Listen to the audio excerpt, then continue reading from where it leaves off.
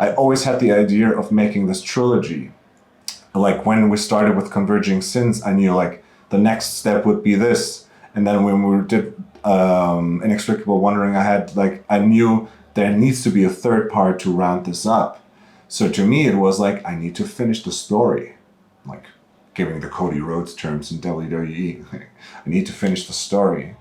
And then like in the pandemic, we just started like trading ideas, and we had time. No one expected anything from us. There were no shows. We're just like, okay, I have an idea, like let's start. And then all of a sudden, like it caught fire, and there was this chemistry again. Everybody was down to earth. We said like, no, fuck it. We just play shows that we want to play. If we come back, we choose wisely. We go back to Vendetta where we can do whatever we want. And it was this kind of calm going into this writing that made it so comfortable. And we took time and no compromises. We like recorded it differently in different settings, and everything was just like I think it was supposed to be this way.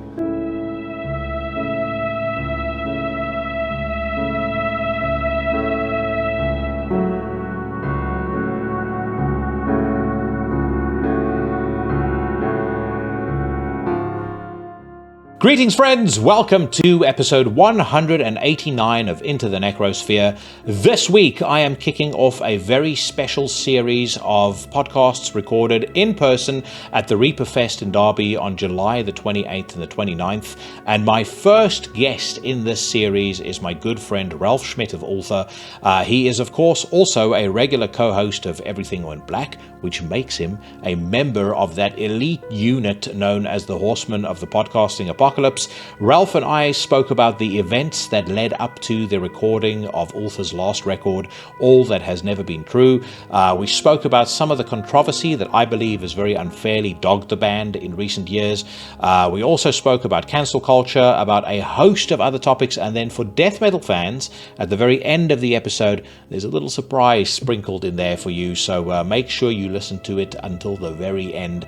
Before we get to that though, another member of the Horsemen, Sensei Mike Hill, dropped a little surprise of his own on us this past Friday. Tombs has put out a live EP called The Beast of Gravesand. It was recorded on September the 26th, 2020 at the Chasm in Pleasantville, New Jersey. I'm going to play a track off of that EP for you right now. This is Tombs with The Hunger.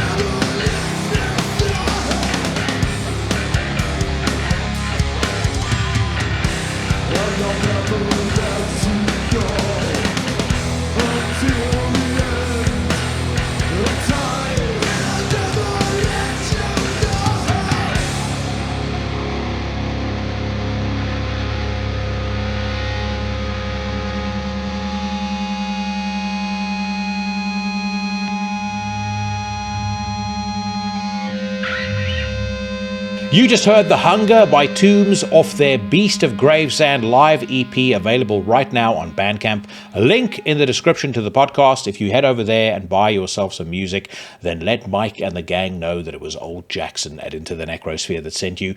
Mike is, of course, one of the longest serving members in that elite unit known as the Horsemen of the podcasting apocalypse. Every Monday, Brandon Legion brings you Horrorwolf 666. Yours truly casts hexes and slays poses every Tuesday on Into the Necrosphere, and if you are not yet subscribed to the show, then I strongly recommend you give the old reverse knife edge chop to the subscribe button on your platform of choice. Mike Hill delivers Everything Went Black every Tuesday. He returns every Thursday with my favorite podcast of the week, Necromaniacs, alongside Sheriff Mike Scondado and Professor Jeff Kashid. This past week, they did a really, really good episode about one of my favorite horror movies of all time, The Wailing. Neither of them gave it 5 out of 5, which is, of course, a disgrace, but that is forgiven because the rest of the episode was absolutely top-notch. And then, of course, every Sunday, the Reverend Carl Haikara brings you a journey into the weird, arcane, and esoteric with his weekly podcast, Soul Knocks. A couple of quick things before we get started.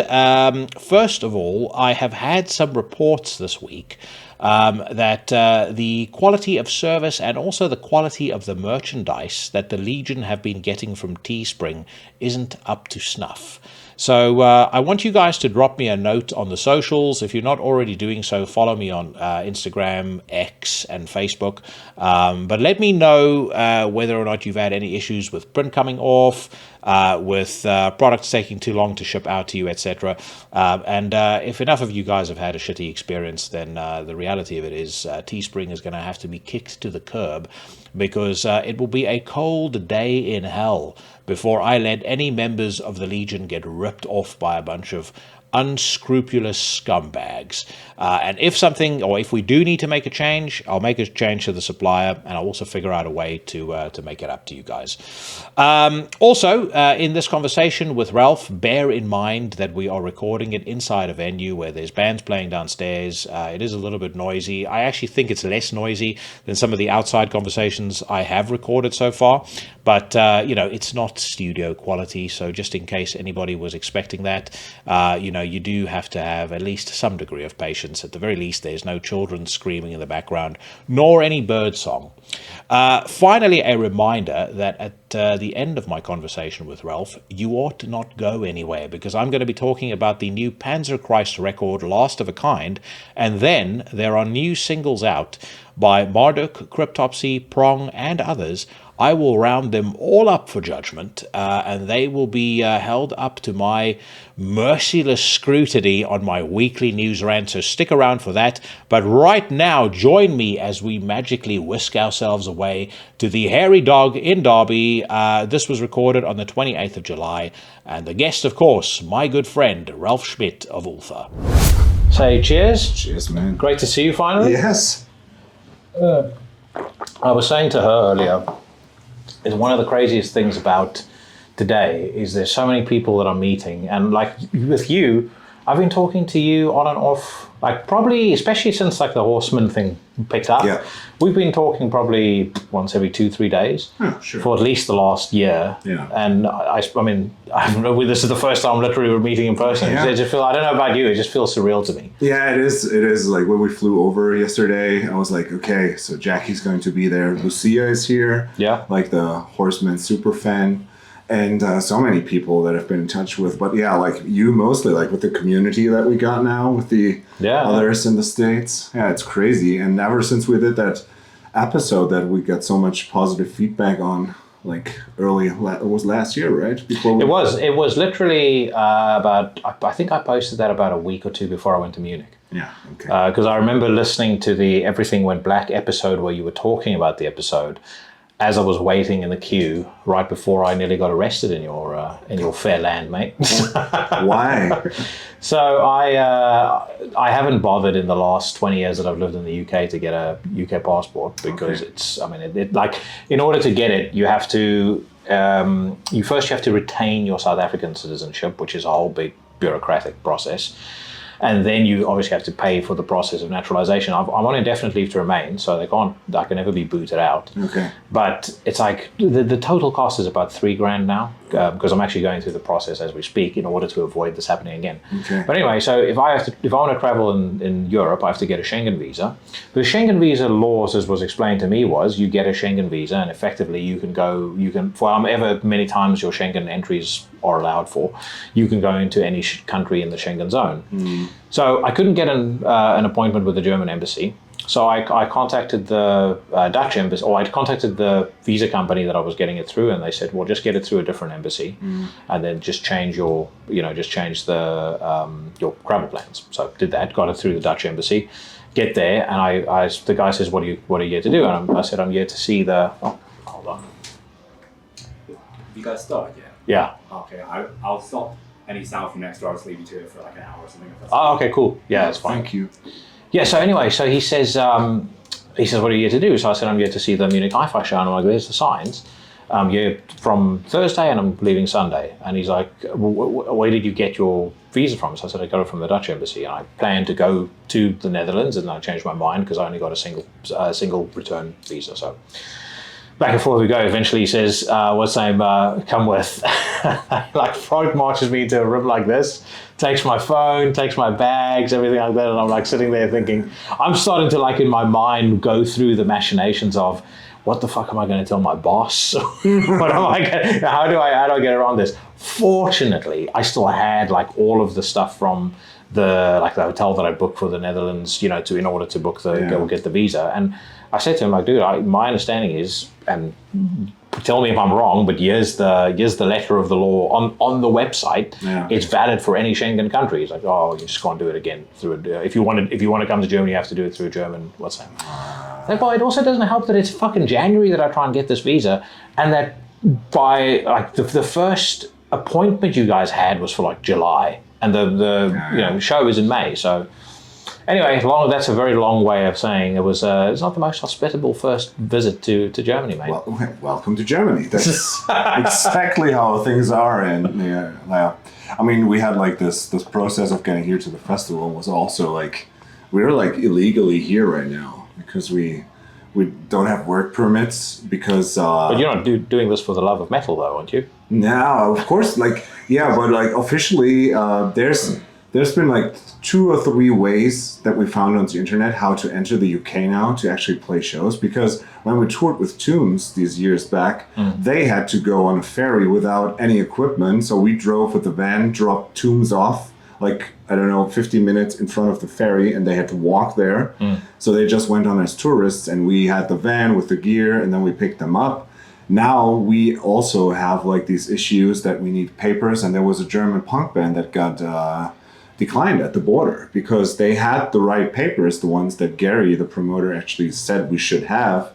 They had those, but then the guy at the border said, in order to have these sort of visas, you need to work in the same field that you're doing work here now. So if you're a professional musician in Germany, you can get these papers and play shows in the UK. But these were like the same with Ultha, like we have different jobs in the band as a hobby. Yeah. That's why they got like declined. And then they had to like cancel a 2-week tour, had to drive back. So we were like shit afraid. And that's why we entered here without any equipment.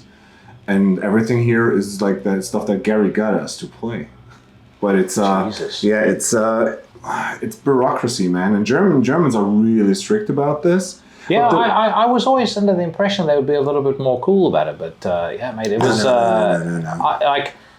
I think that was probably the most hostile border entry I've ever experienced in my life, and I've been to quite a few countries. Like, I've been to the States, and it was way less fucking hassle than trying to get into Germany. Yeah, and that's another thing. Like, we have so many friends in the States, like especially bands that we've been on tour with here, and I mean, there's Tombs that want to play shows with us, with Yellow Eyes, with Woe, and all these Inter Arma. But we can't go because, like, even with the work permit, they can still decline you at the border. Like, for bands, they make it incredibly hostile. And even if you have, like, a good manager, I mean, the stories of bands that got, like, asked to play Maryland Deathfest and then they weren't allowed to enter. So they say like you need work permits, but they're like $8,000 for a band, and it's like for like a week of shows, it's impossible. Yeah, it's ridiculous. It's like it's these places that we would love to play at because we have so many friends here. We'll have to wait and see, but like this was a first experiment, this festival, and I'm glad we're here. Soundcheck was great. People are super enthusiastic to see us, so should be. Well, I mean, that's right. They should be. The last album was extremely well received, mate. A very close, if memory serves me correctly, a very close number 2 on the Into the Necrosphere top 30 of 2022. Yeah, I was stoked about that. It was a strong year. Yeah, I mean, I'm glad I don't put it out. We didn't put it out this year, but this year is crazy. Fuck it, this year's nuts. Yeah, but like last year, even there were so many good releases, and I think like Ultha has like a special place in the hearts of its fans, and it's just like people didn't expect anything to happen. So for them, like on April's Fool's Day, you know, like 1st of April, here's a new Ultha record, and it has an album cover that everybody thought at first it's a joke, right? It's not on the new Ultha record, but that was so cool. And then it made its way through the internet, and it's like the word of mouth. And I think Inextricable Wandering was, I wrote that when I was in a terrible state, and and I was so confused and broken up, and like the album really represents this phase, and it's like so all over the place. It has its fans, but when I listen to All That Has Never Been True, I think it's like the most well thought through, homogeneous, even though it's so diverse record. And yeah, it's just, in the end, quality is what matters. And like it spoke to so many people. People were stoked that we're still around. And I think also they didn't do any promo. There was no announcement. Like that's what people say. Like, why the fuck? Like, how do you do this in 2022? Or 2022, yeah, right. Yeah. So like, how do you pull this off? And that's like the cool thing about Vendetta Records, that Stefan was like, what do you want to do? I'm like, I don't want to do any interviews. Because what the fuck do I need an interview in Metal Hammer, Portugal? No one will care.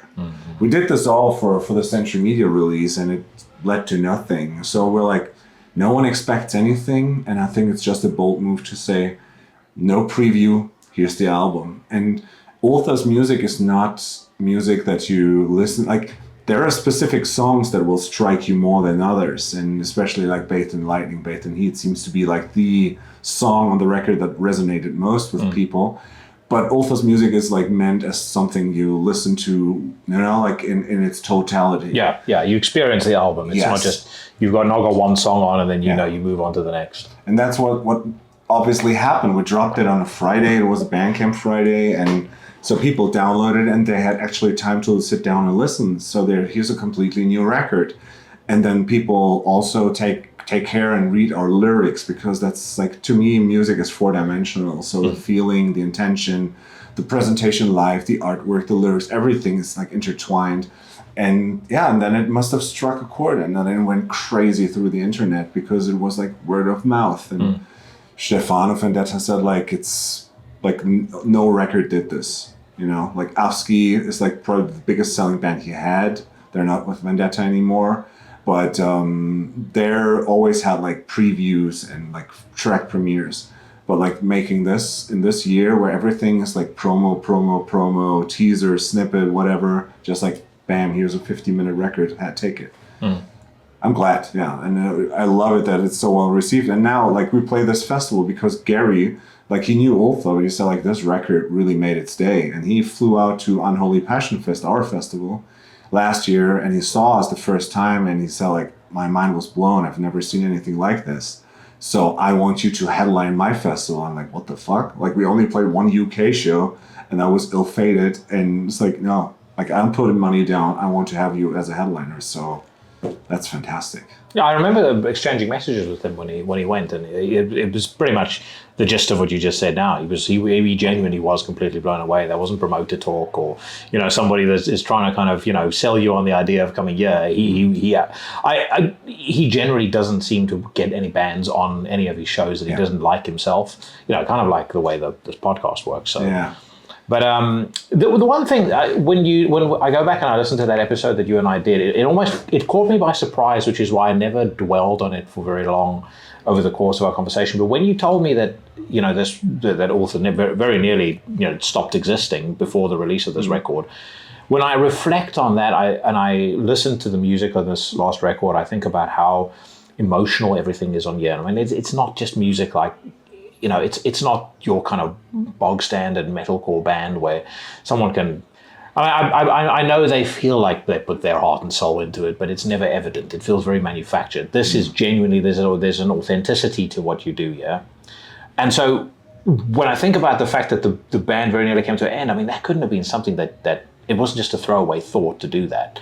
And it felt to me like there was a lot more gravity to that decision than you kind of let on, or certainly than we explored initially. So I want to get back to that. I mean, how big of a deal was it to think that the band was going to come to an end, and actually then conversely, how big of a deal was it to get the band back up and running and do this record?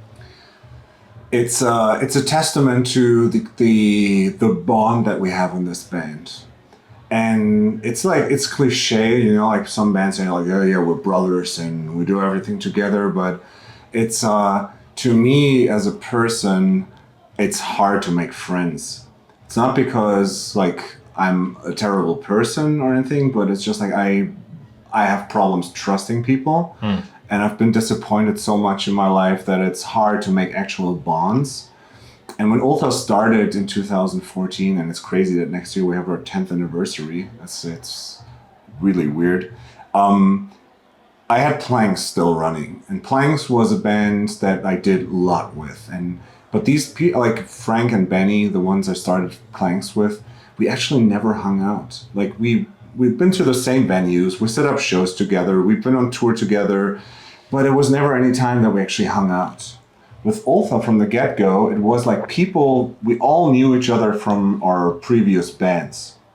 Like all our old bands played together in some setting in like DIY shows, and then like I ended up in Cologne because of my ex-wife Danny. Chris, the singer and bass player, he lived in like close to Cologne, and Andy, the keyboard player, who's then joined the band after the first record. We were in that project Curb Eaters together years back, and so we all knew each other. And then it all fell into place when Manu, our drummer, moved to Cologne. And like he just texted me, he's like, hey, do you know any place where I can live in Cologne? And I'm like, I don't care where you live, but we need to start a band. So like that's like we all knew each other, we liked each other, and then there was chemistry. And when we started, and we instantaneously the idea was we play, like we rehearse now and then, hang out, grab a bite, like play music that we want to. But I didn't know that I can't do bands just like for the fun of it. So like when a band starts and I have a feeling for it, I push it. Mm-hmm. And they like rode along, but like we always hung out and like went to shows together, and it was like a bond of friendship. And then Ultha got bigger and egos ran high, like it was weird. And I was in a devastated place in 2018 when, I came out of like the breakup with Danny and me, and I fell in love with a girl that I had, like, you say in Germany, when you are like madly in love, but blinded by it, you have like pink goggles on. So everything seems like really colorful. And I didn't see that this woman has like a gigantic drug problem. So oh shit. Yeah. It was a scene thing, and she in the end decided like drugs are more important than like the relationship with me. And I was crazy in love with this girl, but like I didn't see the danger. And I'm a guy, like we spoke about it, I've never done drugs, I've never drank any sip of alcohol in my whole life. So there was this thing like where we actually like we were a good team, but like it just couldn't match. And I don't know. And then this completely broke me, because I'm like, fuck. So now I found this person that I really like, and I can't be with her. And this shattered me, like all the backlash, all the mistrust, and then it's like fucking drugs. I just hate drugs so much. And so this all like broke me. And in school there were changes, and everything was new, everything was different. And 2018 was like a slope down. But at the same time, Ultha got bigger. We got the offer from labels.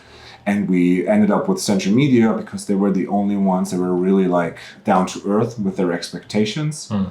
And so we wrote this. I wrote it like I always write the main stuff for the record. Then I bring it to the rehearsal space. We try it out and form it. And yeah, like I said, like Inextricable Wandering, like the name is the program. It's so all over the place. And listening to it now, it's like, how the fuck did I approve this? You know, like why? We all say like, it's crazy what we did there. But I mean, that record is beloved, though. I mean, I think the Metal Archive score for it is like 93% or something like that. Yeah, that's the crazy thing. But for us, it feels so unnatural in a way. But it has a lot of fans, and there's going to be a reprint of it like later this year. And it's just so especially for me, like it's hard for me to go back and listen to it now.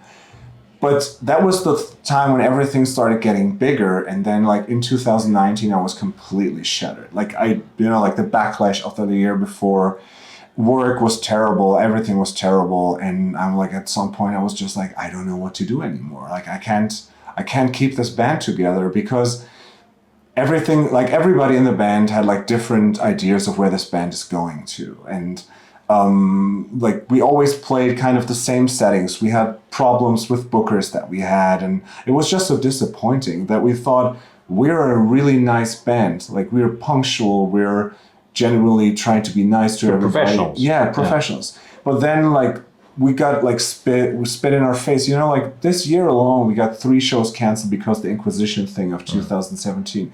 This still happened. You know, I'm like, if we would be assholes and we deserve shit in our face, okay, but we're not. And like, why the fuck is nothing working out? So I'm like, at some point I was like, guys, we need to stop this band. I cannot do it anymore. And then we were like, okay, so we were preparing for Unholy Passion 2019. It was the 5th Unholy Passion. And we said like, maybe we have a lineup with only friends. Maybe that's the right time to call it quits. And then we rehearsed, which was just Chris, so bass and vocals, Manu, and I. And we are the founding members of this band. Lars was in Berlin, Andy didn't have time, and so we were in the rehearsal space, and the other 2 were like, why don't we just call it a break? You know, like, it doesn't have to be a finite thing here. Like, we can just say, okay, we pushed the envelope hard. Like, we played 100-something shows in 3 or 4 years, released 3 records, EPs. It's like, why not just take a break? And I was like in this, when something is broken in my life, I try to cut it off. I'm not the guy to mend fences. Like I don't hold grudges, but I'm just like, if something is poisoned, I will just put it down. Then it's surplus to requirement. Yeah. I'm very similar, actually. Yeah. And then these 2 said like, no, we have something special with this band. And we had to talk, and it made me realize, yes, this bond that we have is something special. Yeah. Because we've been through a lot, especially in that Inquisition time and all the backlash we got. And like these were the people that we made good decisions, and we were always down to earth. And I'm so stoked that we are like, everybody that actually worked with us always like has nothing but positivity. Even Century Media, when we left them, it was like consensual, and still we're like in touch, exchange records, you know, and I'm proud of that, you know, like there's so many assholes in this world, and I'm glad that this band doesn't consist of assholes. So we played this show, and I was like, okay, this might be the last show. And so then we got offers for for 2020, that was for Roadburn and this thing, but then, well, the pandemic happened. And we were like, okay, it's a good thing we didn't plan anything, so it's like, let's just see where this goes. I started Ropes of Night because I want to do something else. Manu then joined Ropes of Night, so were in touch. Manu has a grind band that like Chris joined in. Andy has a studio. Lars is in Sun Worship and in Unruh. So we all we're busy but kept in touch. And then Into Arma actually said they have a short song that was left over from the last recording, and they love us and they want to do a split 7-inch with us. Do you have a song left you want to do? I'm like, I love this band, so why not? And I had a short idea. We worked it out, and then when we played together, we're like, this is actually pretty fun again with a break. And then Inter Arma couldn't do it because Relapse said like, no, you're not allowed to do a split with a band that is not on the label. And then we said like, now we have this song, well, just like, let's write another short song. And we did that 7-inch. When we did that 7-inch, like, okay, so where do we go from here? And I'm like, I have an open score to settle because I'm not satisfied with the Inextricable Wandering. I always had the idea of making this trilogy. Like when we started with Converging Sins, I knew like the next step would be this. And then when we did Inextricable Wandering, I knew there needs to be a third part to round this up. So to me, it was like, I need to finish the story. Like giving the Cody Rhodes terms in WWE. I need to finish the story. And then like in the pandemic, we just started like trading ideas and we had time. No one expected anything from us. There were no shows. We're just like, okay, I have an idea, like let's start. And then it all of a sudden, like it caught fire. And there was this chemistry again. Everybody was down to earth. We said like, no, fuck it. We just play shows that we want to play. If we come back, we choose wisely. We go back to Vendetta where we can do whatever we want. And it was this kind of calm going into this writing that made it so comfortable. And we took time and no compromises. We like recorded it differently in different settings and everything was just like, I think it was supposed to be this way. And then like we finished the recordings, Andy did the first mix, and I'm always super skeptical like how everything falls into place. And then listen to it front to back, I'm like, this is an almost perfect record. I'm really like, normally I'm so super not like, I always find the mistakes. And like, but this one I'm like, what the fuck did we just create here? I think this is a really good record. Then it got mastered and the rest is history. And it was like, sorry for the long like story, but it's fine. It was just like, I need to finish the story and I'm not satisfied with the way it was. And then first in 2019, like in the end when we said probably this will be our last show, the outpouring of love and mails we got, there were people at this festival. I mean, we created this festival in Cologne. It's always curated by us. It's just friends of us playing. We always keep a low price so everybody can attend. And when we played and I said something before the show and people were like, what the fuck? This could be the last show. So people went crazy. And afterwards, people came up to me and hugged me and said like, thank you. Like your lyrics saved my life. And I'm like, this is so insane because I did the same thing when Ropes of Night played with New Model Army, which is my favorite band. And I told Justin Sullivan, like, it might sound cheesy, but like actually your music saved me. And now this band saved others. And like I have lyrics tattooed of bands that I love. And people have Ultha lyrics tattooed now. So there is this special thing with this band. Like it will never be bigger than it is now. But that's okay, Like we do something that people feel and someone like Gary puts into the work to get us here. And that's so much more success than I could ever ask for. So I'm really proud. Like I'm happy we're still here. I would say I wouldn't discount it getting bigger than it is now because it's a band that.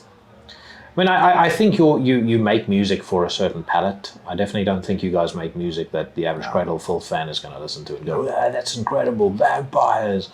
But it's I can definitely see it getting bigger because. I mean, just the feedback that I've had on the podcast, every time I bring Ultha up, or I talk about the band, or I play a song by the band, or whatever, people generally, there's kind of a groundswell of people, getting more interested in the band and getting more into it. One thing that I spoke about on the show a couple of weeks ago, on the Newsrant, actually, after you and I had spoken about the Inquisition thing, I did think to myself, what a complete irony and a fucking jip it was, quite frankly, that you guys would get given the amount of stick you had for being on a show with them when in the year that you booked that show. I remember distinctly reading an article, and I think it was in Rolling Stone magazine, about like the most exciting black metal bands, and Inquisition were in there. And the reason I remember it so well is because I fucking loved Bloodshed Upon the Empyrean Altar. I thought it was an incredible record. And I remember thinking, this is crazy. Like, how big is this band getting? It's like two dudes on stage. So the point that I'm making is when you guys booked that show, anyone who's anyone would have wanted to play a show with this band because their star was on the ascent. Yeah. And then obviously the scandal breaks, and now all of a sudden everyone who's had anything to do with them is the worst person on earth and is guilty by association. It makes no logical sense. It is literally like, you know, the communist blood guilt that people have, like in North Korea, or even in Cambodia, where you could get killed because your parents used to own land. It's kind of the same thing. But I think, like, I'm not sure, like, you're referring to that child pornography thing, right? You know that's not the problem why we got the shows canceled. It's because of the Nazi stuff. Yes, that's the thing. Yeah. Because before that shit broke, because when that would have come out, we would have said, like, no, probably not a good idea. Yeah. But, so, the story is this. In 2017, we were booked by a guy from Doomstar Booking who also worked for Rock the Nation. He was the booker for Mayhem and Inquisition, and like his own company, he booked us and like smaller bands. So we knew him because he's the singer in a left-wing grind band from the Netherlands. So an OG in that like political music scene. Yeah. We've known him because he set up shows for Planks, and so at some point we were like, maybe we should get a booker to get like different shows. So we went with him, and it was all cool. So he booked that tour with Woe, like our friends from the States, 3 Jews and a Mexican. You know, so. They and us go on tour. He booked this festival in the Netherlands, in Rotterdam. And it was a double, like it was 2 festivals, like on Easter weekend, one on Friday, and one on Saturday, one on Sunday. 2 promoters, they did a flyer together. 2 designs, 2 names. So the second one was Inquisition, Woe, Ultha, a bunch of other bands. The first one had like a tagline, Burzum Live. Blah, blah, blah, one of his ambient albums played by the Echo Collective, which is a string ensemble who now play Elbphilharmonie in Hamburg, like one of the most distinct things. They did music with Johan Johansson. So like there are some people, like art students, playing the cello, and they played like one of the records from Varg, from Prison, and they played live. So this got the attention of like some of the people in our surrounding, like, what the fuck? You're on a flyer that says Burzum Live? And we're like, what? It's like, this is like, first of all, it's a different day. And it's like a string band playing ambient music. No, it's like, it's Burzum. And like, it's not happening. We're like, but it's 2 different promoters. They're just doing a flyer together. So some people try to stir up shit in the internet. And that was before, like, this happened all the time. And then like some people, and there were people that have known us for years. They come from the same background as us. They were like, oh yeah, but you're playing with Inquisition and they're Nazis. And like, what?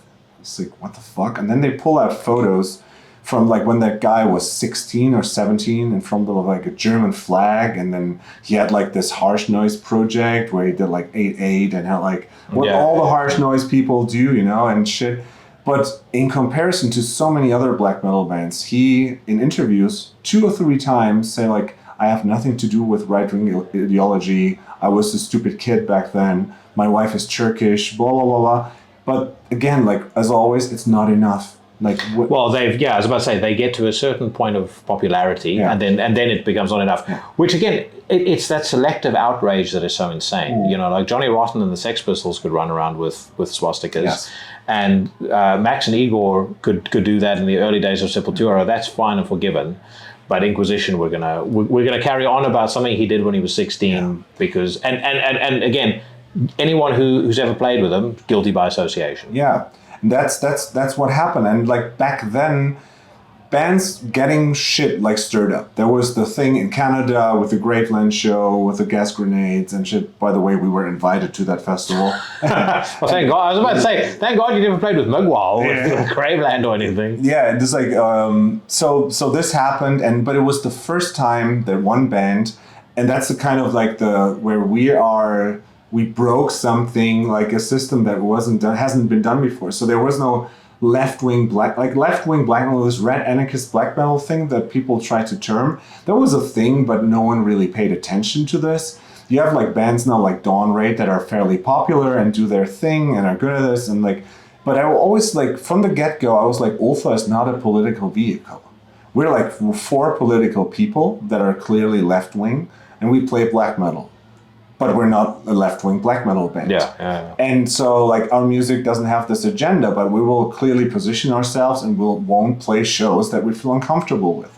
We won't make a fuss about it. We just say like, no, we're not going to play this.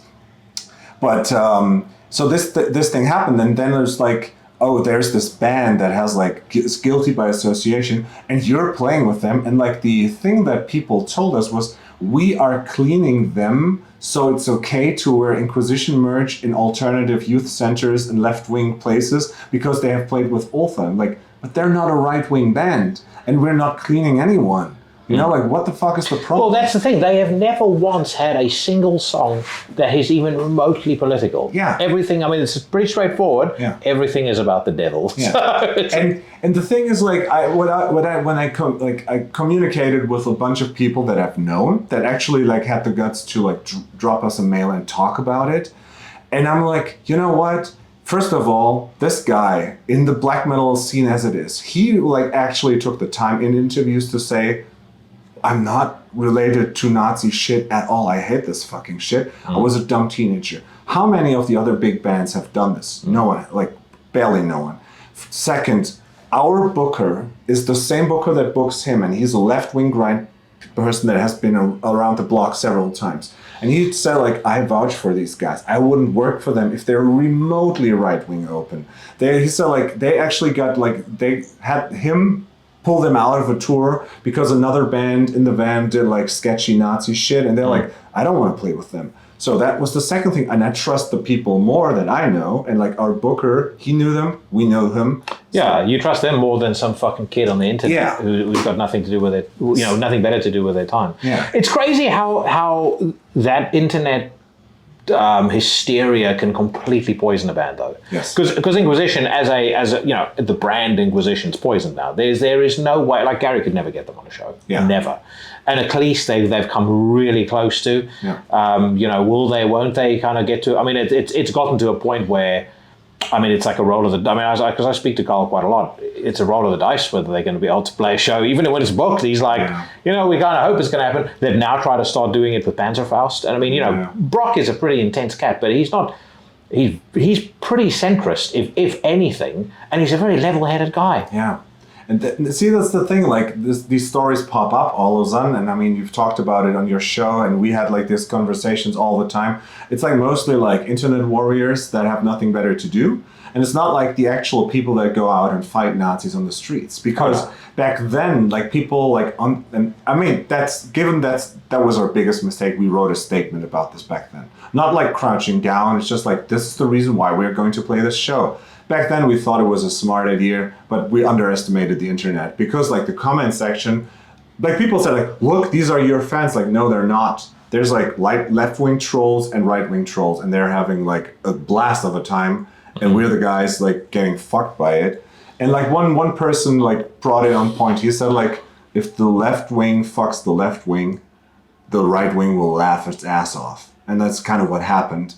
And so we were like, okay, so there's nothing like to us, it was justifiable. We'll do it. Like we did this statement, which was dumb in the end, but it brought us on the map, so to say, because people like in the black metal scene, they paid attention. And for some people who were like, Ultha is like kind of like these hipster kids that come from the hardcore scene, because they didn't know who we are and that we're like older and we were in the metal scene all the time. But then it was like, okay, they don't bow down and they actually have a point. And people wrote to us, and that was the cool thing, especially like at that show in Rotterdam, some like OG 50-plus-year-old black metal cats that came up and said like, finally something says something about this problem that we have. There was a right-wing distro at that show, and we got him booted out because he was like, him and his Nazi jocks, they were like trying to provoke us, and we like went to the promoter and said like, okay, it's like easy choice. Either they go or Woe and us go. And then like we tried to talk to this guy. It's like, why the fuck are you antagonizing? Because we're not doing anything. And so like no one ever asked what happened at that show. But that stick that still remains is the story that you find when you Google Ultha. You will find like the third or second entrant is like the articles in Metal Hammer and Rock Hard. German left-wing band booted from shows because they played with a right-wing band, which is just not right. And you know, like to this day, if people say like, we don't want to book you because you did that thing, I don't have a problem. That's your decision. It's your venue. Do whatever. I have a problem if people say, yes, you can play. And then when you're on the way, and that's what happened with Hamburg, that was like, that when everything collapsed was, we were on that tour with Woe on our way from Antwerp to Hamburg. We were 3 hours in, had 4 hours to go, when the guy that set up the festival called me and said like, the venue just decided you cannot play because you played with a Nazi band. Yeah. And then we went there and no one wanted to talk to us. And that's when we posted the thing, and then it like all the shit hit the fan. And we had like 3 shows this year where people like booked the shows, and all of a sudden from the venue came, oh, we cannot let you play. We're sorry because you played with the Nazi band. It's like no one wants to talk about it, but they just, I don't know. It's so weird. And at this point, I'm used to it.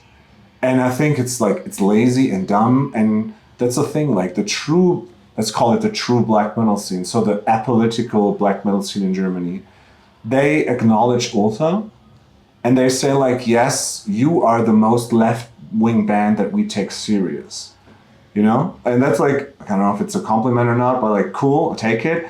But like, they give us respect for the way we conduct ourselves. People from bigger labels, like true black metal labels from Germany say like, when I listen to interviews with you or read them, I respect you for the way that you are. And I think this is the sort of respect that Ultha has, that we transcend the scenes.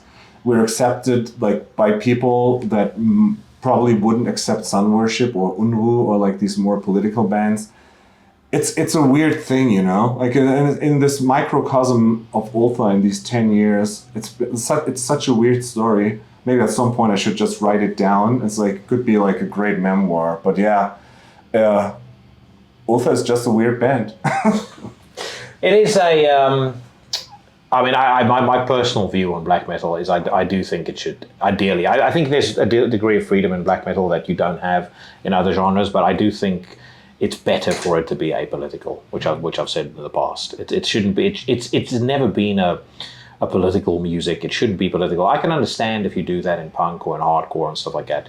But then equally, I think the reason you guys get accepted is because you're principled, right? I think the vast majority of intelligent people, whether they vote more conservative or whether they vote more left-leaning, I think they can respect people that are principled in their thinking. Like, I mean, it's no surprise. I'm reasonably conservative and at least fiscally conservative in just about every single view that I have, as is Carl. But we all get on extremely well within the Horsemen because A, we choose not to engage each other in conversation we know we're gonna argue about. But secondly, I understand that, like, your opinion, if it differs from mine, one, I could learn from it if we talk about it. But B, if that's your view, it's not something that you just thought up on a whim. You just didn't read a magazine one day. Oh, right, I was thinking about things in a certain way, but now that the people in Far Out magazine have said something, it changed my mind completely. Yeah. And that's the thing. If you're a principled person, other principled people will recognize and accept that. Game recognize game. Correct. Exactly. It's I mean, we could always argue about vegan food and steak, That's an argument you'll lose, man. No, look, I mean, when it comes to the argument about vegan food and steak, I totally get why people would be vegans, because she and I have probably way too many animals for the size place we live in. I absolutely love animals. Also love eating animals. Yeah, and that's the thing. Like I don't have a problem with people eating meat. I have a problem with people eating meat that have money and buy the cheapest meat you can buy. That's an argument I had with my dad, because like he is retired and he has money, but he still goes to Aldi, like this cheap and he buys salami for €1.50, which is like, why, Yeah. But I mean, like that's just a thing. Like, I mean, I'm a teacher, and that's like back to this Inquisition thing. It's like when I had these arguments about like with other people about this, I'm like, first of all, you're using your punk view that you have from the literature and try to apply it to every scene or every scenario, which doesn't work. You have to like have a broader like view on things. Yes, of course, I'm not a fan of anything right wing. I love Burzum. It's a band that I grew up with.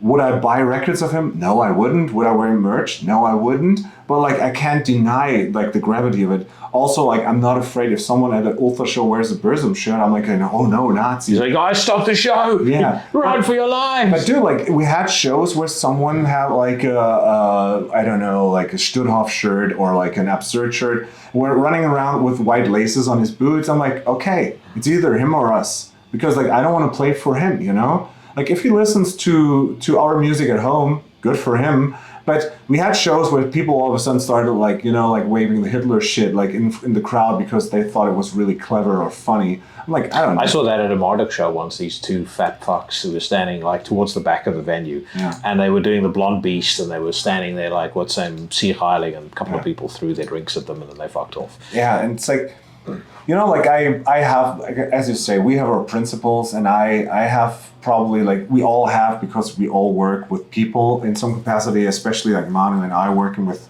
young, like he's working with people like paraplegics and these kind of people, and I'm a teacher, so like I am confronted with people that don't share my opinion all the time. May it be religion, may it be nutrition, may it be, you know, like taste in music or whatnot.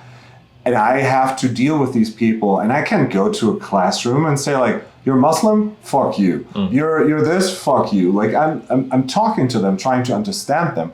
I have like my like, there's restrictions where I say like, okay, like I'm not going to talk to this. You know, I had like a Nazi father of a kid once, and Really? Yeah. He had like there was a sixth grade, like in sixth grade, this kid was 12 back then. And like I had a break, and in break, like when the classes are on break, we have to provide people that are like in the schoolyard and look that everything goes according to plan. And I was in the schoolyard, all of a sudden like kids came up to me like, there's a kid upstairs in the first hallway and he has a knife. I'm like, what the fuck? So I went up there, and there was this 12-year-old boy who was diagnosed with like emotional social instability. So he was like, he had like special treatment for that. And he had like a knife, and we're not talking about this like a knife like this. And it was like waving it around. I'm like, what the fuck? So I was like first of all, I got rid of all the other kids in the hallway, where was able to talk him down. And he was like, I was like, wow, how the fuck, why do you have this knife? Yeah, my father said when the Kanaks come, I should just stab them. I'm like, Jesus. I'm like, what? It's like, it was clear. Okay, cool. So then there was a meeting with the father, and they asked me like, oh yeah, so you witnessed it firsthand. So you're knowledgeable with symbolism in like the right-wing scene. Could you come to it? Went in, that guy, Torsteiner, like this German Nazi brand, like sweatshirt on, Iron Cross with a covered up swastika on his neck as a tattoo, you know, like all the traits. I'm like, I went in, I was like my principal, the teacher, the kid. I'm like, look at him, I'm not talking to Nazis, and just left the room. And then like it had all these sort of consequences where I had to go to like the government, like the Department of Teaching. Oh yeah, you have to talk to everyone. I was like, no, I don't. And if you want to kick me out for like refusing to talk to a fucking Nazi, kick me out. Like. So here's a question for you. How pervasive is that kind of thinking, or is that scene still in Germany today? Because the impression as an outsider I get is that it's, I mean, it more or less extinct, or at the very least unbelievably socially taboo. It's kind of like in South Africa. I mean, South Africa, I've spoken about this a lot on the podcast. I mean, I grew up, you know, before apartheid had formally come to an end. It really kind of formally came to an end in 1994 with the first democratic elections. In the run-up to that, I was in a class, my grade 8 class was a class of about 35, of which there were about 12 boys. And I was the only boy that did not attend the Afrikaner Weerstandsbeweging fucking Saturday morning drills where like they would teach the boys what was going to happen when the black people took over and go door to door killing the whites. And I mean, it was fucking nuts, dude. I got into so many fights and so many arguments and stuff like that about just the idea of race that I this is why I'm always very like I'm very opposed to people being called racist, because I was like, guys, I've been around people that are genuine white supremacists and believe that because that person is of a different skin color, there's no discussion about their character. They are immediately not on the same plane as the white guy. So I know I know that mindset because I've seen it firsthand. I know the ugliness of that mindset. Nowadays in South Africa, she's been with me to South Africa many times. I would say completely and utterly non-existent. I mean, there's probably still pockets of it somewhere, but you really don't see it anymore. Yeah, the thing is, it's getting more acceptable again. Like you see it broader, but it has always been there. Like, I'm 43 now, and I've had my first I went to my first anti-fascist demonstration when I was 14, probably 15. And so not much has changed. There has been this almost like a venal system of disease within the groundwork of German society, and you have parts of Germany that are more extreme than others, especially the Eastern German part, which has been after the wall came down. There you have big cities like Leipzig, Chemnitz, Dresden, and these places, and a lot of money has been pumped into them. So they're the people wanted to live there, but the rural part, they completely forgot about them. So there's still a lot of this old mindset, and you have a strong Nazi sympathy there. So we have a party, the NPD has been around, which is the Nationalist Party of Deutschland, so Germany, which is kind of the ancestors to the NSDAP, so Hitler's party, but they were never taken serious. So in Eastern Germany, they probably had one seat on the table sometimes, but then some years ago, the AfD came, the alternative. Alternative für Deutschland. Right.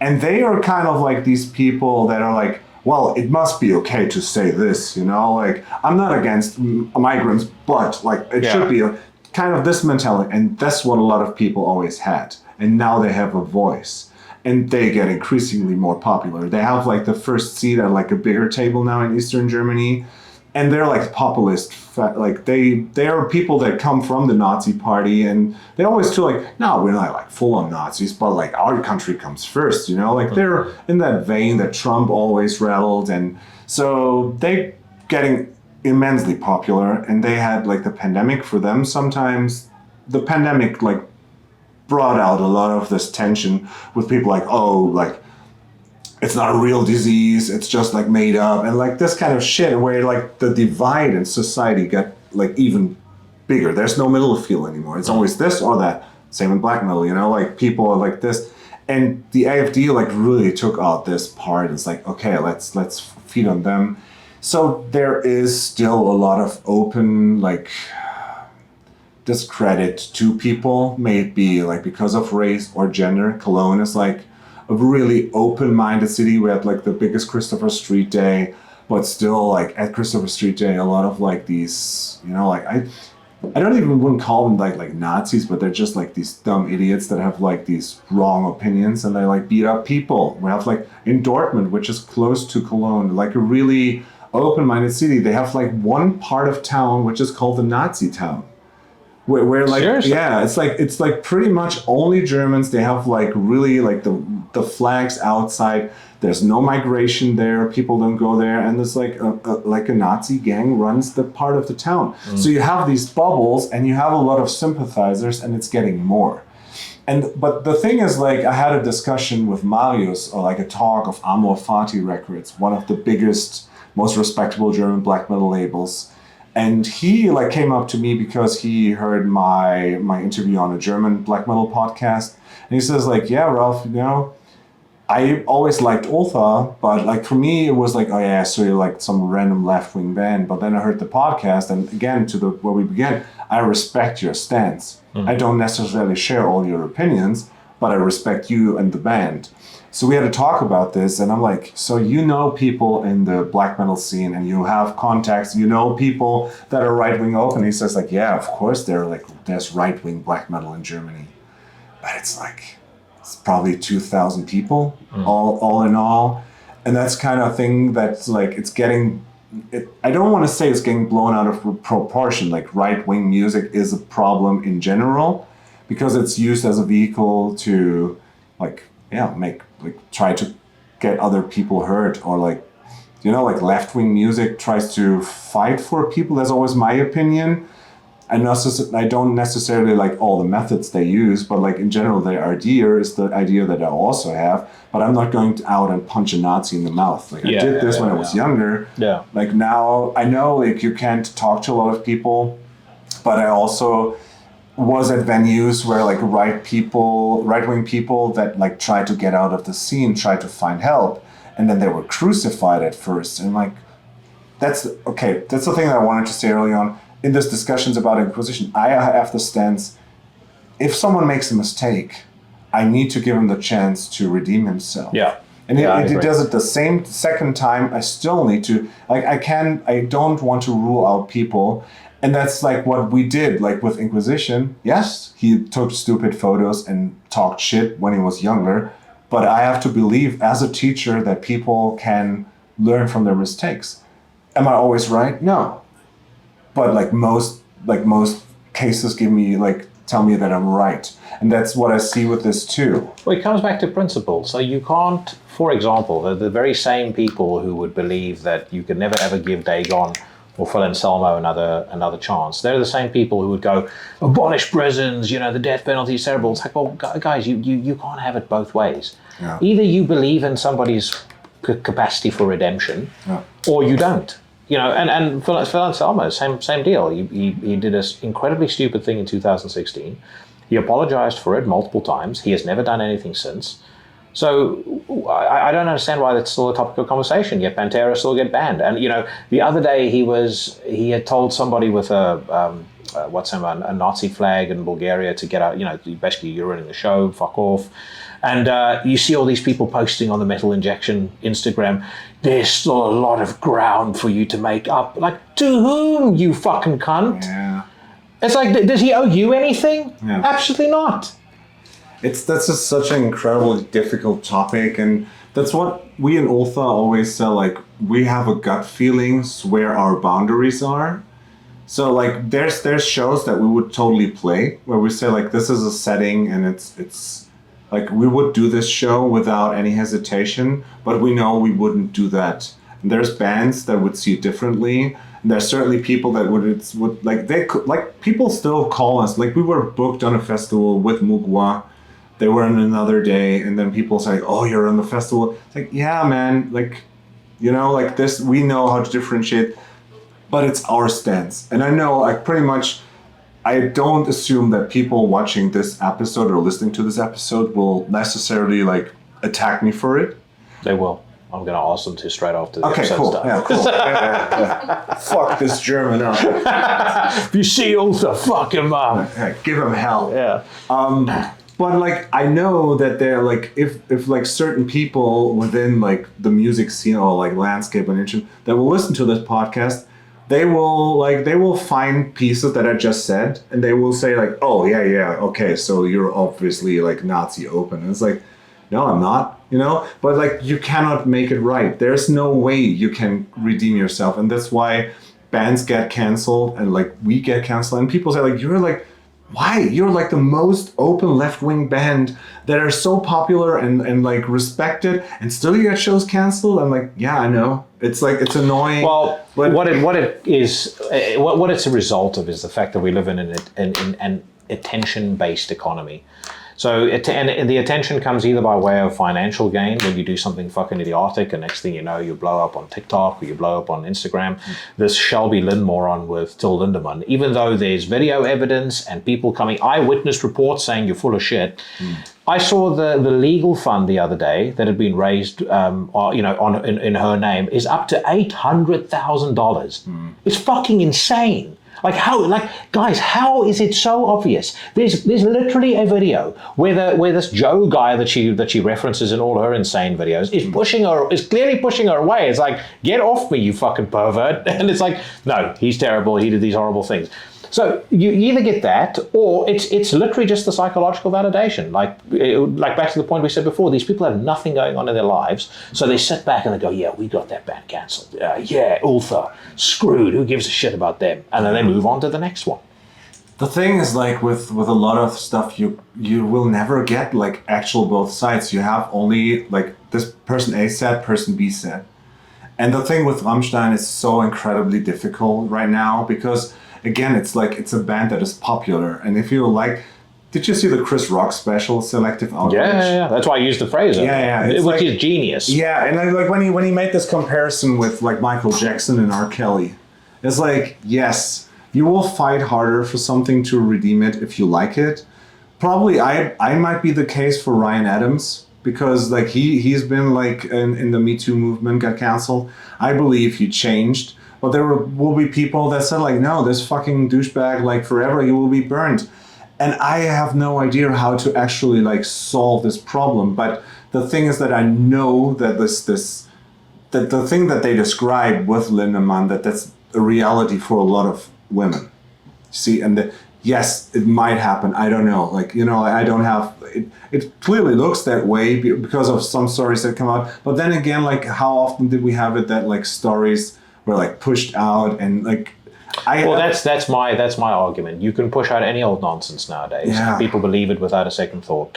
We just saw now the Kevin Spacey thing got dropped. This dude, it was a given thing. He was a sex pervert, and you shouldn't watch any more of his movies. The worst guy on earth. No. And it was 2 cases. Both got dropped out. Both actually, if you read the details of it, I'm no massive Kevin Spacey fan, but both of them, when you read the details, it was very, very spurious. From the get-go, it was bullshit.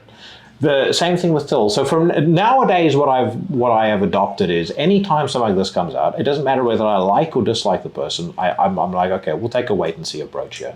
If there's actual evidence that comes out and you know the evidence suggests, okay, this guy's guilty, fair enough. Hang him by the testicles, he deserves it.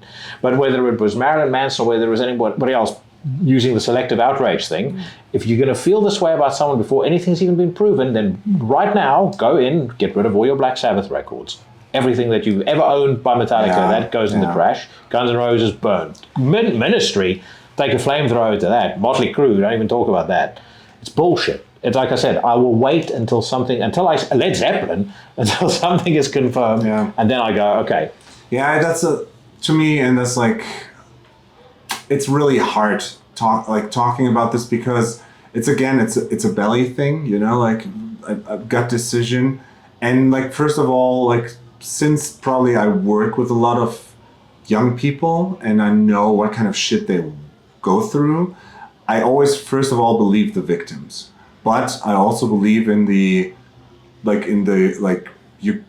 guilty, you're innocent until proven guilty. And it's such like, I have no idea, you know, like I have so many friends that are like actively like working like to get like also like anti-Rammstein and all this thing. And like, yeah, I see why, I can understand it. Then on the other side, the problem is like if there's a livelihood at stake, and probably I'm a bit sensitive to it because when the Inquisition thing happens, you know, like when people say like, fuck Ultha or like get them a show canceled. Okay, whatever.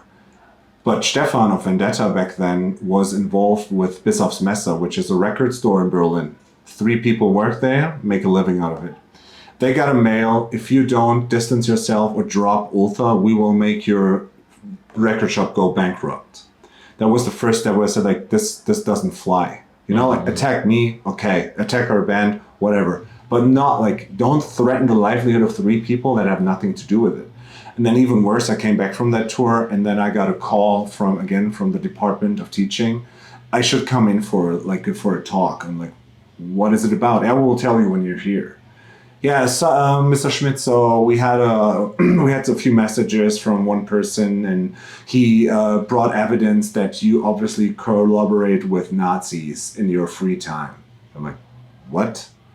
So like someone knew I'm a teacher and knew the structure that like if you're in Cologne, that the Department of Teaching is like responsible for me. And as a tenure of the state, you need to be political neutral. And yeah, he complained, like this person complained about me and that could have cost my job. So people were willing to go out for me being like an outspoken left-wing person saying, I play this show because I trust my friends that have more knowledge than you have to play that show, and you're trying to get me fired? Which is one of the most insidious things you can do. Like, get the person fired. Not only that, get them fired in a state of perpetual disgrace so that they can never get employed elsewhere again. And that's the thing, like, you know, like I have colleagues that pull like shit where I'm like, I want these guys fired. But like as a tenure of the state, you're almost like a priest. You only get like pulled to the next school, and the principal there won't know why you have to change. And that's insane to me. So like there's this big problem with molestation in the Catholic Church, especially in Cologne. And it's again, like they have the power to just wipe it away. And that's again where I see the problem, that like a person that accuses Till Lindemann of like, yeah, he did something to me, doesn't have like the funding or the backing to actually make it to the point that it gets investigated, because they have lawyers and millions of euros. If you say like she has like 800,000 now, and if she actually uses that to work on her case, but that's the thing, like you don't know what happens with that money, and that's why I can always say like I understand all these sides, but I have my gut feeling, and that's where I draw the line. So like right now, like I was never a fan of Rammstein. Do I believe that he's possible, like that he or the band could have something like this? Yeah, sure. Like these are men, and like a lot of men are scumbags. But do I know it? No, I wasn't there, and that's so difficult. But like, first of all, I believe the victims, and I want the truth to be out there, and I want to know that people that get hurt have the chance to get protection and to get like the help that they need, the support that they need. But is like a discussion in social media the right way to do this? Absolutely not. Yeah, I mean, the thing is, I don't discount people's capacity to come up with bullshit stories because they want to fuck somebody's life up, especially not in 2023.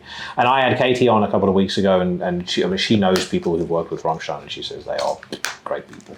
Super friendly, no bullshit. Backstage is generally pretty clean. I mean, again, I also get where you're coming from. Where we all have read The Dirt and, you know, every other book about rock and roll debauchery on the face of the earth. Yeah. I mean, God only knows what goes on backstage at most bands of a certain profiles, shows. But I especially nowadays, I'm just very much okay. I'll reserve judgment until I actually see something concrete that convinces me, because I just think there's too many opportunistic people out there right now that are trying to fuck somebody's life up. And I have to say, like, as I don't consider myself a stupid, I consider myself a stupid person. So I think I'm knowledgeable to some degrees.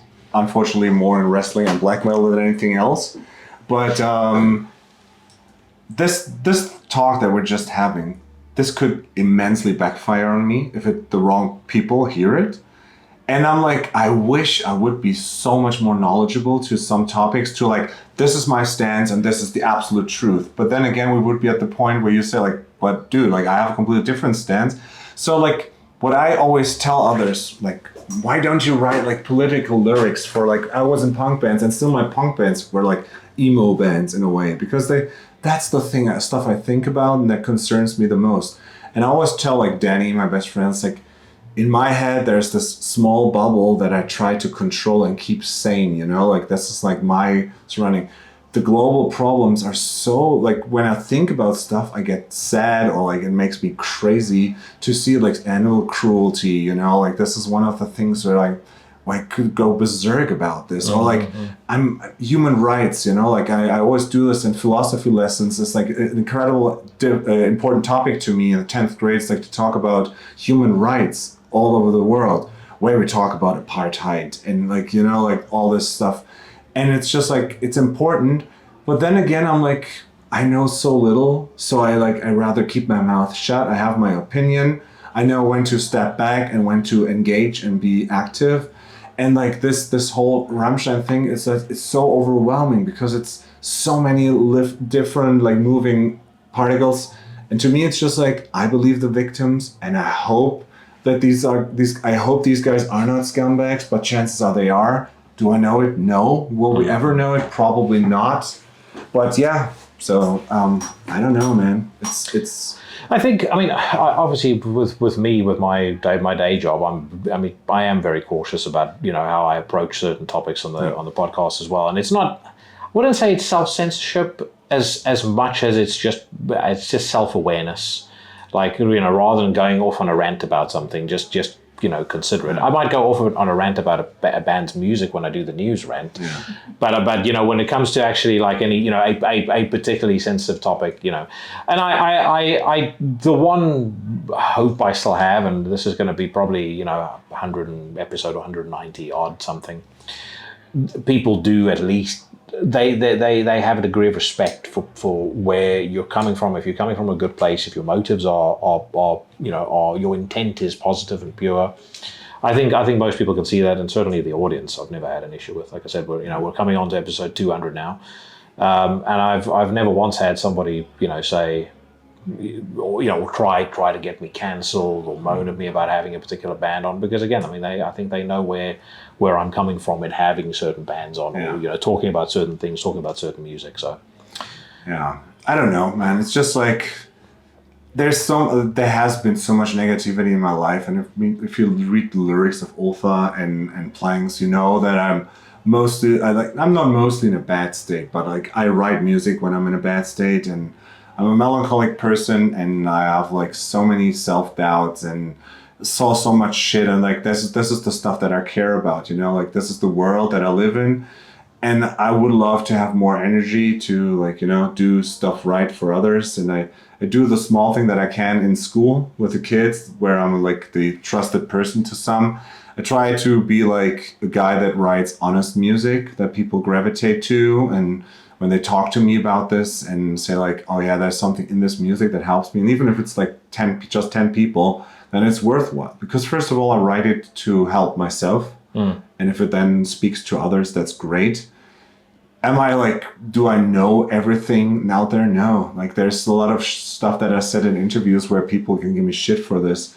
But like, I hope that people see, like in general, like I try to do my best to be a good person. Like this. Well, this actually comes back to why I think black metal, is best off being apolitical. It's honestly why I think in many cases music is best off being apolitical, because the one thing that we all can relate to is the human condition. Yeah. Right. And I was sitting here as you were talking about it. I was trying to rack my brain. Like, is there when I think of the songs that I truly emotionally responded to, like when, there's a difference between hearing a song and you feel, yeah, that sounds awesome, to that song that grabs you by the guts. Is there a single song that has grabbed me by the guts, that fits into that latter bucket, that is about politics? I don't think so. Yeah. I was literally like going through my mind, like, Everything Else Right Place by Radiohead. No, definitely not political. Stuff that you guys have done, not political. Stuff that Rudz Beveras has done, not political. Like we go on and on and on and on. And it's. I think that's why music is so important, especially if you experience it in a certain way. I think you and I experience music in quite a similar way as well.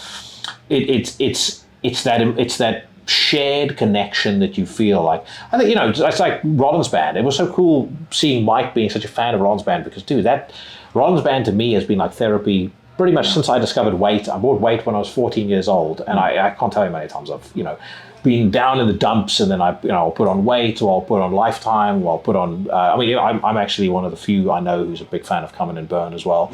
I'll put in Come and Burn and listen to that, and it's like you gravitate towards that because you gravitate towards what he was feeling, or at least what you project he was thinking at the time, because you can relate to that as a human being. So.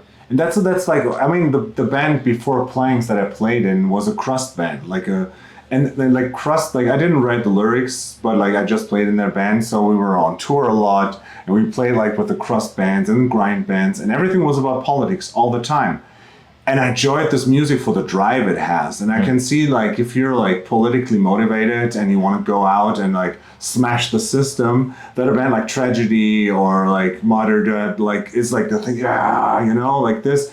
But these bands, like, it is cool for a moment, but they don't hit me here. Yeah. So like all the music that really is important to me is like the stuff that like Radiohead, like How to Disappear Completely is like one of those songs.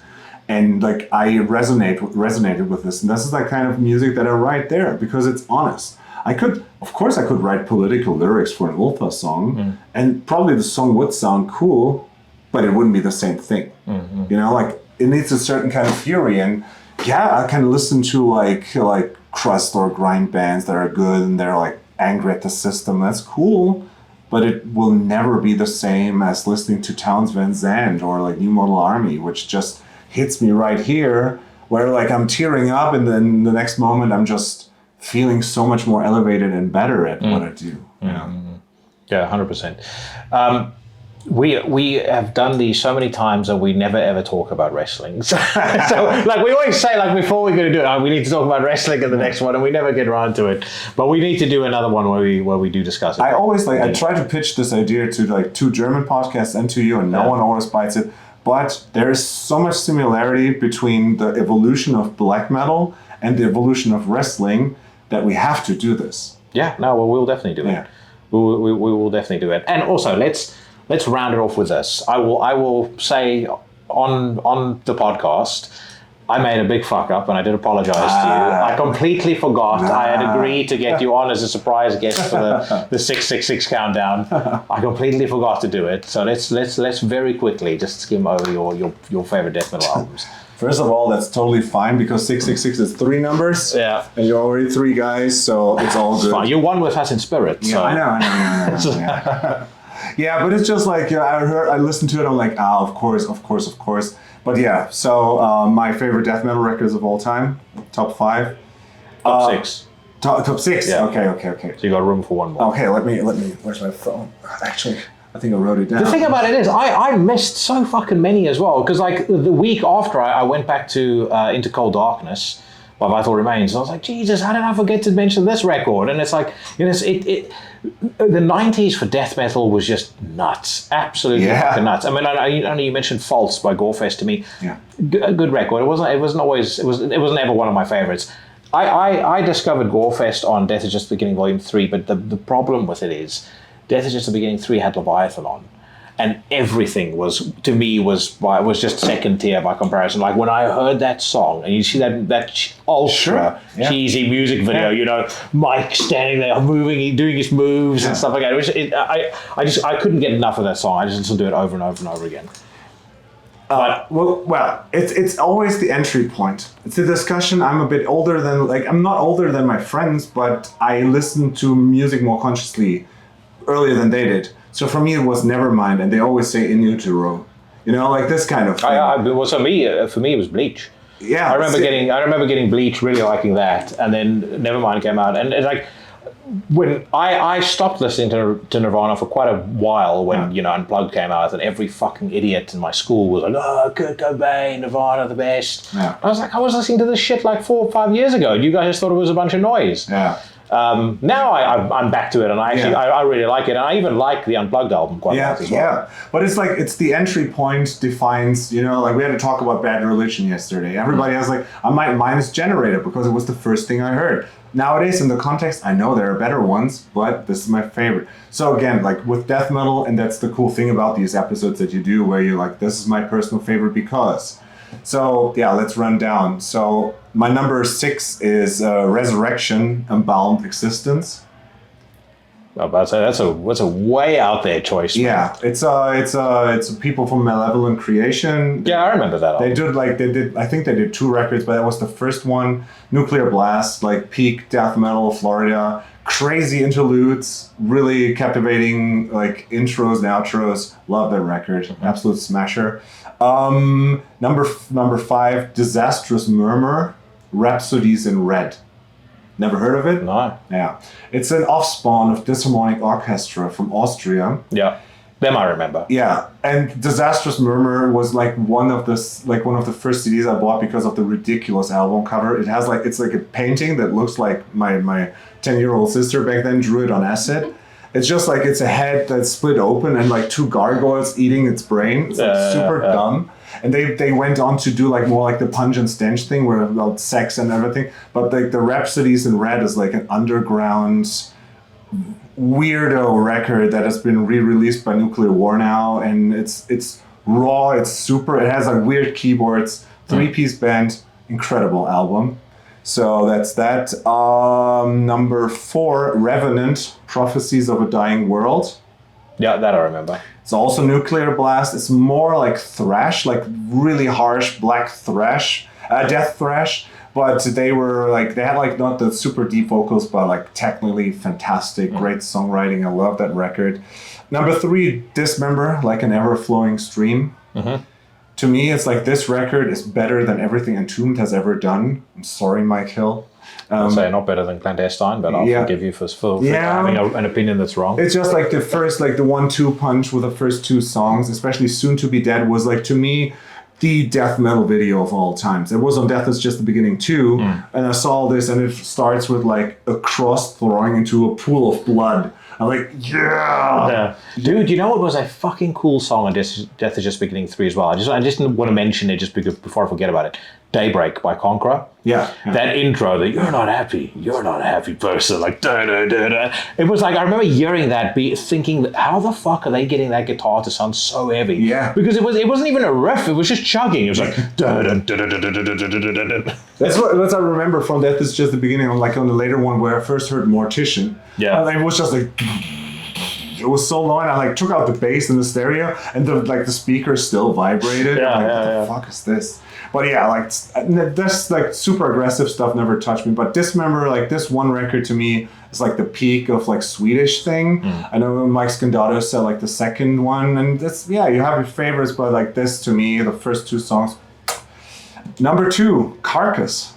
Necroticism. I do like that album. I'm not a Carcass fan, but I do like that album. Yeah, it's just like, this is like one of the first things at Headbangers Ball back then, and like Into the Pit, where it's like this, this drum intro, and I think that they're the reason why black metal resonated more with me than death metal, because like this, the vocals. Yeah. I love that record. And number 1, Gorefest, Falls. It's my dude. It's I have to say I'm very surprised, but dude, Mike Hill has never heard it. When he was at my place for Unholy Passion last year, I put it on. I did the same when we toured with Woe. No one knows that band. The first one, After one, Erased, then they become like mid-tempo and like chart metal. Soul Survivor. Yeah, like I don't back that, but like Falls, when it came out, like just the way that Jan Kristokoya sings, the songwriting is so, it has like the Swedish melodies, it has like the American heaviness. Still, like to this day, you can put on Falls, it sounds timeless, and it has actually a political undertone to it. And that's like in interviews back then, like Jan Kristokoya spoke to Vanessa Warwick's like, yeah, like in the Netherlands, we have problems with a lot of Nazis. And back then, as a young punk kid, I remember that interview as well. Yeah. And so like, this is like, to me, nowadays, it's like, it's a perfect record front to back. And I know it's not the most popular opinion, and it's like kind of a niche thing, but Gorefest to me, like Falls, 10 out of 10. I will need to go and revisit it. I do remember liking, what was that song that they did live at Eindhoven on Death Is Just the Beginning 3? Something about a serial killer. Yeah, Confessions of a Serial Killer. I think it's Confessions. Yeah, it's like, I think it's that one. Yeah, I'll need to, I do remember really liking that. Dude, and the Eindhoven Insanity CD, I wish I still had that, but it's like, it costs a fortune now on Discogs. Never came out on vinyl, but this live recording of the Dynamo show, incredible. Well, I'll tell you one thing about Vanessa Warwick as you bring it up. She was one of the main reasons why Into the Necrosphere started, because of how terrible of an interviewer I thought she was. I'll never forget like being such a massive fan of David Vincent and like waiting to see this interview. And it was the worst thing I'd ever seen in my life. You could see he was so irritated with her, and I that interview kept on playing over and over and over in my head. And like when I was doing the writing, I would always try and get away from that. And then I thought to myself, but a lot of what I'm transferring to type or transferring to the written word from a conversation I'm having like this, it's just a lot of the nuances being lost because I'm I'm lazy. I don't want to type out every single thing. Secondly, it's just you don't get how people are coming across if you don't hear their voice, you don't get the tone and stuff like that. And so that's when I finally when stuff like Joe Rogan started becoming more popular, Jamie Jaster was kind of starting to do it, but he wasn't interviewing anybody that I liked, and so that's why I just decided I'm just going to start this. And then it's just started picking up, and met Mike. Then I started, then I met you. Even the Horseman name, that's not from the Horsemen of the Apocalypse. It's you'll not be surprised where that name came from. Four Horsemen. Yeah. Because I watched Ric Flair promos just about every other day. Yeah. And I even remember the episode where I was talking about like all the other podcasts, and I was like, I need to come up with a name for us. I think I'll just call us the Horsemen of the podcasting apocalypse. Yeah.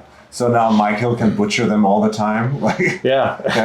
No, it's like, Vanessa Warwick, I had a crush on her. Of course I had. So I give her, like, she's more handsome than you are, but you're a handsome fuck, but like she's more handsome. Yeah. I remember that David Vincent interview too, and what struck me most was like, what is that shirt? Christian Death. Oh yeah. What the fuck's Christian Death? And yeah, he's the reason that I found Christian Death. I'm about to say, I checked out Pornographic Messiah because of that, which is a fucking brilliant album. Yeah. Brilliant. He was. But yeah, no, she was a terrible interviewer. The worst part of that interview is where she asks him about the Rapture video, and she acts like it's the most controversial thing ever. It's like a fucking old man with, flogging himself a little bit and a little bit of netting here and there, and a guy screaming. How is this so terrible? Yeah. But I have to say, before we go off air, and like just Morbid Angel as a total is to me the most important death metal band in their work. Like Covenant would be like, I think it's like a runner up.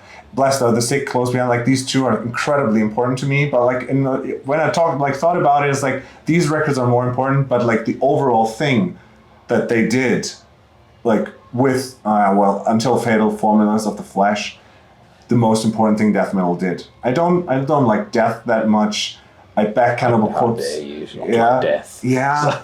I my first one was Incomplete by Obituary, so I'm like down with Mine Obituary. as well. Yeah, but like I think the canon of, especially with death metal nowadays, with what Grave Miasma started doing, Dead Congregation, Morbid Angel, and probably Autopsy from the sound, but like Morbid Angel, like the satanic thing, unfuckable. Right? It's like super important. Yeah. I mean, again, I think the criteria is always, and this is why your list is it's great to hear that, because it's like there's stuff on there that I either have to revisit or go check out fresh. Well, dude, we literally just changed batteries to say goodbye. Yeah, so that's okay.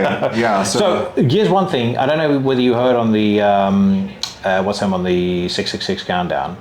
So one of a gentleman who's a fan of ours in the US has made the suggestion, and I actually think it's a smart suggestion. The mics are into it. Doing a live Horsemen of the Podcasting Apocalypse like supercast in the US at some point. It would be better to do it in the US because that's where the vast majority of people listen to my podcast is as well. We could get like a small bar or something somewhere, like with a small stage, and it's like 4 or 5 of us sitting on stage, and we'll beforehand we'll talk and figure out who curates it and who hosts, and then we just run with it and just talk shit. Yeah, I mean, like I like always say I'm just like a co-host in the sorts. Like it's like you, Brandon, Carl, Mike, and they're like the main characters. So it should probably be you on stage, but I'll be in the audience yelling obscene shit. Well, it could be you maybe hosting. Because you're like a neutral party. Oh yeah, that could be good. Yeah, but like I would definitely come and fly out to that. I heard that. I'm like, no matter when, I'll be there. Yeah. It's gonna be like our own version of Starcade. Yeah. And I'm a good promo. Like I did I tell you that I actually wrestled? Like did pro wrestling? Yeah, I wrestled. I even did like a pay-per-view in Germany. Yeah. Holy shit! When was this? Oh man, I was 24 or something when I was still studying. Yeah, I had one match I actually did, and did I always wanted to have like a TKO as a finisher. Yeah. And did it, and came out to my first real band, Repugnant, not the death metal band, but my hardcore band. The title song out of it, like kind of like Undertaker look, and it was like a 5 or 6 minute match, and then it hurt so much that I stopped. This fuck hurts, man. Like, did you go over?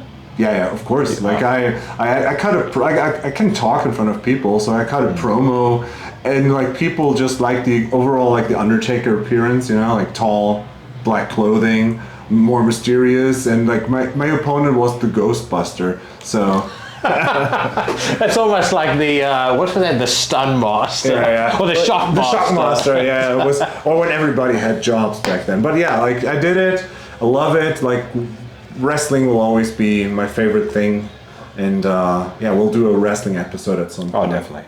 And just on the topic of promos, again, I don't think people realize how unbelievably difficult it is to do what Ric Flair, The Rock, Stone Cold, those guys in there at their peak were doing. Like, you watch those 1986 Ric Flair promos, to just stand there and yell and rant the way that he was carrying on, you know, like my favorite stuff is like when he says, the other day I landed in New York and everywhere I walked for 100 yards, women were pointing and saying, there goes the boss. And Bruce Springsteen was nowhere to be seen. Fantastic. Like, as the rock star persona, to me it was like peak 90s Attitude Era The Rock. Yeah. And it was just like these small things when he like a cop came in and was like, speaking of bacon, it's just like, it's so witty and so smart. My favorite promo that he cut, though, is when he did was it WrestleMania in 2003 or 2004? So he was going to wrestle Hulk Hogan. He cut this fucking hysterical film promo where he's like talking to Hulk Hogan about how, you know, he's basically he's treating the match like it's just this afterthought. And it's like, and he says, when I show up there on Sunday, just do The Rock one favor, remind The Rock to whip your candy ass. That's all I ask. This one and the NWO, like when he had like Razor, like the Click. And he was like, oh, Big Daddy Cool Diesel. It's like, oh, Razor Ramon Chico. He was so good at that. Wrestling episode, guys, at some point. Without a doubt. I mean, it could be a wrestling series because you could literally like take it by year and discuss. Yeah. I mean, I got into it in like probably 88. 88, 89 must be my time as well. And I remember one of the greatest moments of my life was Royal Rumble 1990 where Ric Flair won. I was so fucking happy. Yeah. No one I knew was a fan of Ric Flair. Everyone was like, he's horrible, he cheats, blah, blah. I was like, he's the fucking best. To me, it was like, we had a satellite antenna, and I actually saw Hogan's heel turn in WCW. Also one of the greatest moments of all time. I was really at home, like, what the fuck just happened? Yeah. Wrestling is real, everything else is fake. All right, brother. Dude, my pleasure. Absolutely.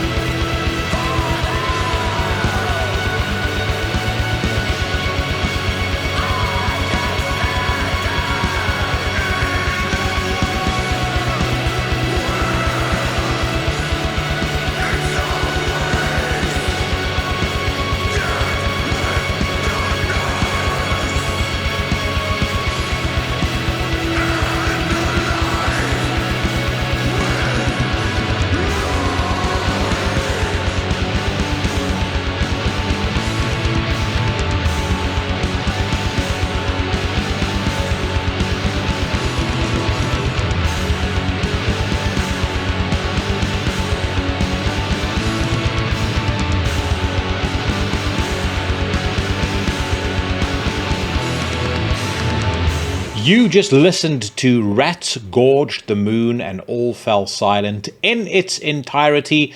All 11 minutes 39 seconds worth of absolute fucking brilliance. That is off the album All That Has Never Been True, the band, of course, Ultha.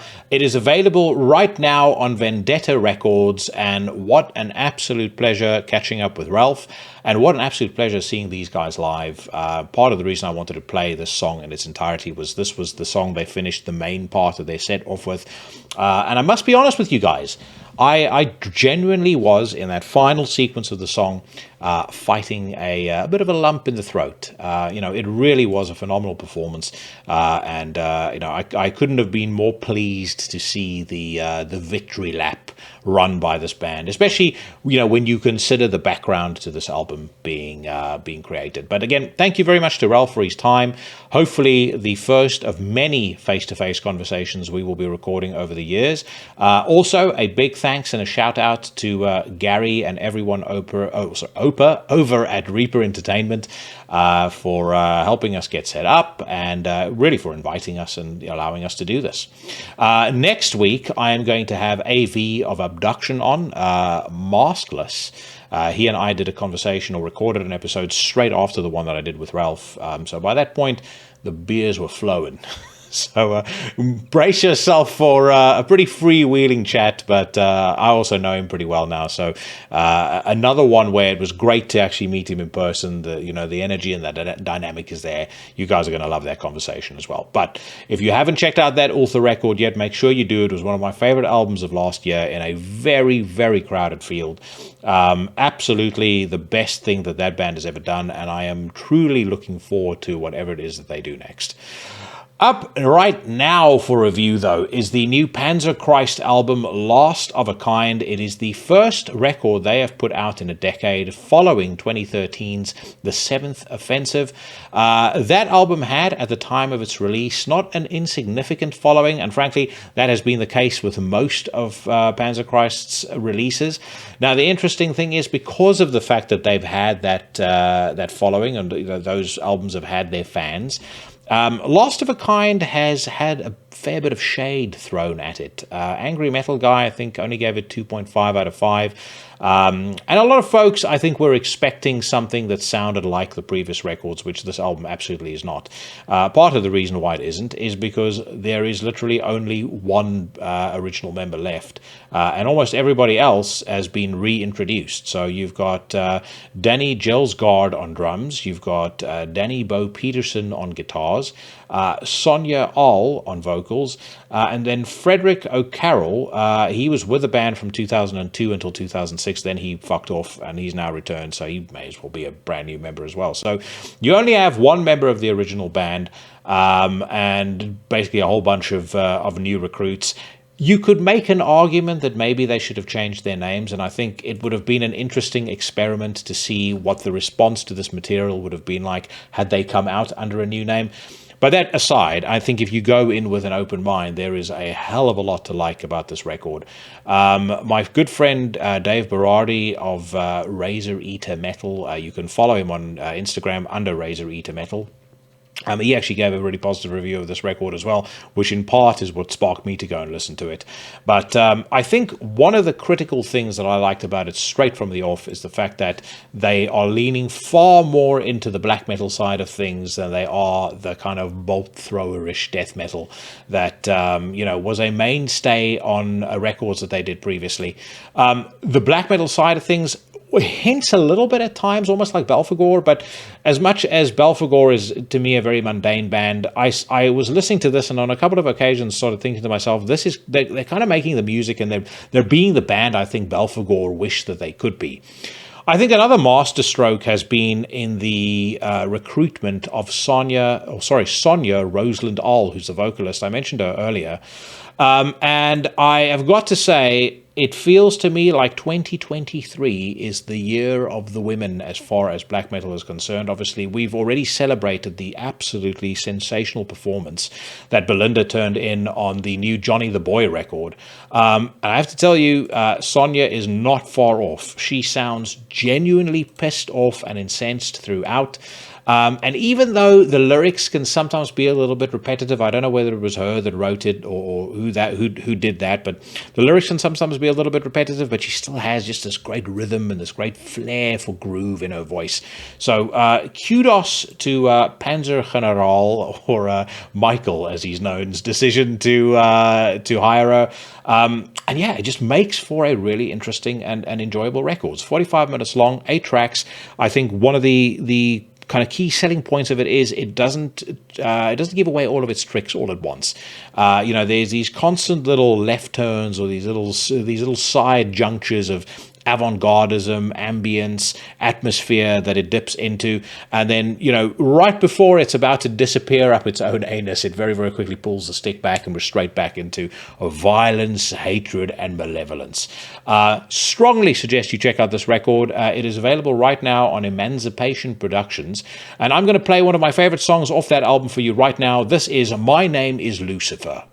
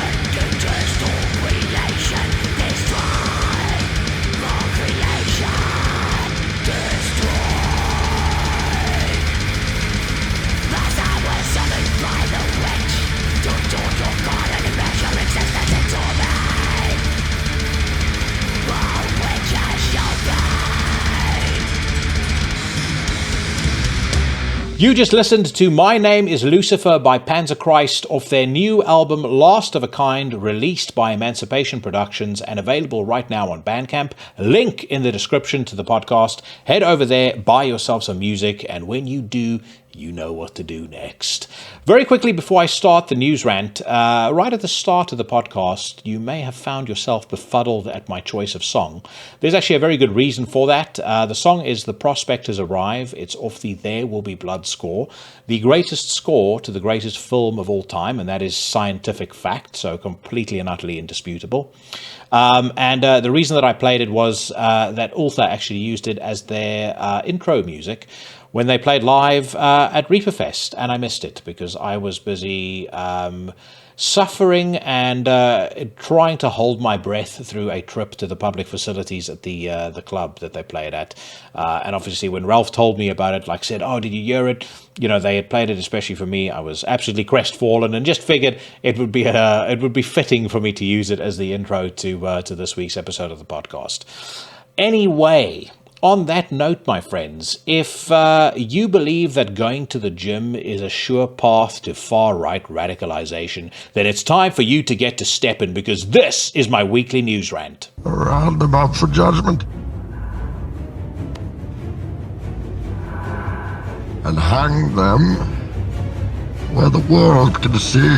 Alright, so our first news story this week is a big one. Cryptopsy have debuted a second single from their upcoming long player. It says here, Flayed the Swine is the second preview tune from Cryptopsy's oncoming full-length offering. As Gamora Burns, it is premiered online in the form of an official video clip. Their new outing, their first in 11 years, comes out on September the 8th via Nuclear Blast. Technically not their first outing for 11 years. It might be their first full-length, but of course those of us that followed would have seen that they'd put out two absolutely incredible EPs, in my opinion. The Book of Suffering, Tome 1, which came out in 2015, and The Book of Suffering, Tome 2, which came out in 2018. That being said, I really liked the first Cryptopsy single. I am very much looking forward to hearing the second, so let's find out what this one is about.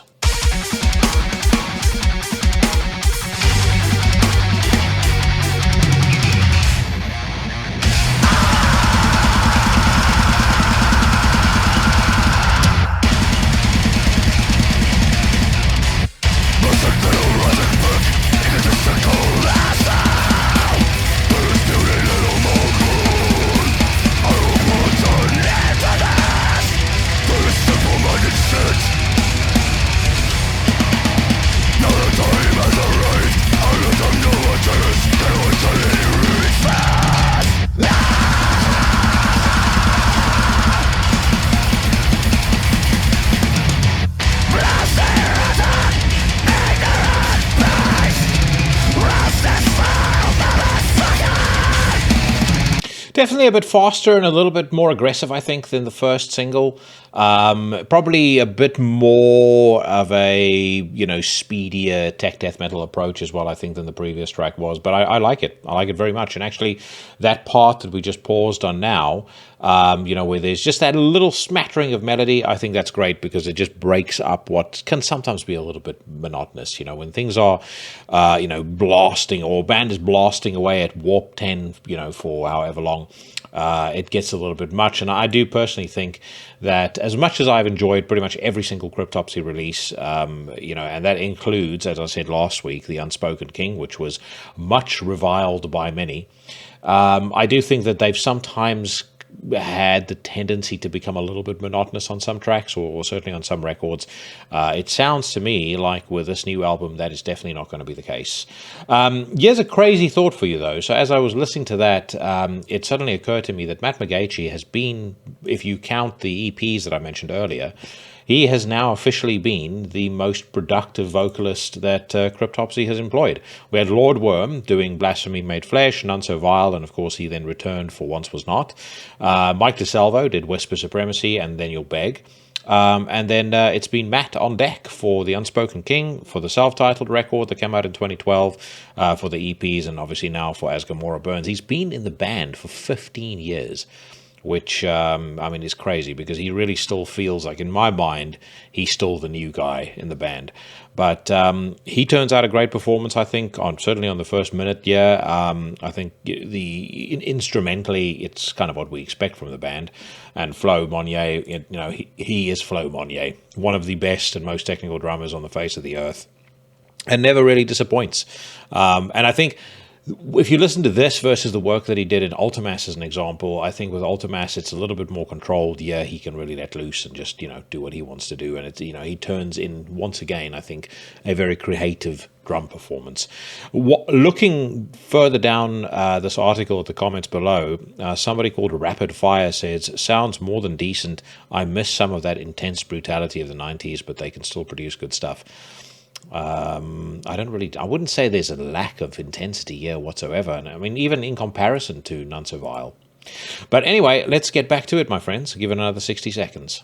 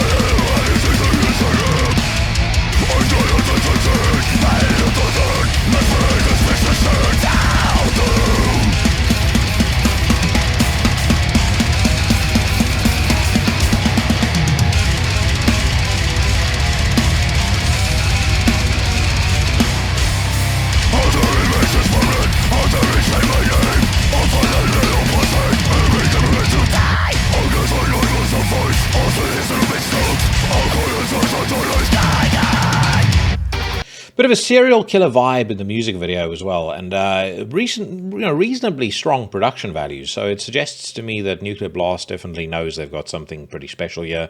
They've put a bit of money behind it. I'd be curious to understand what the... I guess what the breakdown was for Cryptopsy after the Unspoken King, because they were on Century Media for that album. The self-titled record they put out independently. Clearly, I mean, I don't know whether there was nervousness from anybody about what the future was going to hold for the band, or whether they were going to continue down the track that the Unspoken King went down. But, like I've said, I like that album. I was reading, after I had spoken about it on the Newsrant, I was reading some old reviews and stuff of it, and, everyone was calling it deathcore and, saying that Matt's clean vocals were terrible, and I don't hear it. I mean, maybe I just, was somewhat more open-minded when the record came out, but I don't like deathcore in the main. I certainly don't like metalcore. I particularly hate metalcore. I'm pretty picky when it comes to clean vocals and extreme music. But for whatever reason, I think that particular record just hit home with me at exactly the right time. Okay, let's move on. Angra Ride Into the Storm single premieres to promote their upcoming highly anticipated long player Cycles of Pain. Prog power metal masters Angra put out an official music video for the new single Ride Into the Storm. The clip was directed by Leo Liberty, and the band comments, Ride Into the Storm is a relentless and aggressive piece that captures the essence of Angra's style. With its fast-paced tempo and modern flair, the song retains the band's distinct DNA while delivering intricate, technically challenging passages. The fusion of traditional and progressive elements pushes the boundaries without sacrificing the band's signature style. Ride Into the Storm is more a step in Angra's evolution, embodying aggression, speed, modernity, and ability into one cohesive and engaging package. Further on, it's just more sales spiel, so I'm not going to bother reading that, but let's hear what Ride Into the Storm sounds like.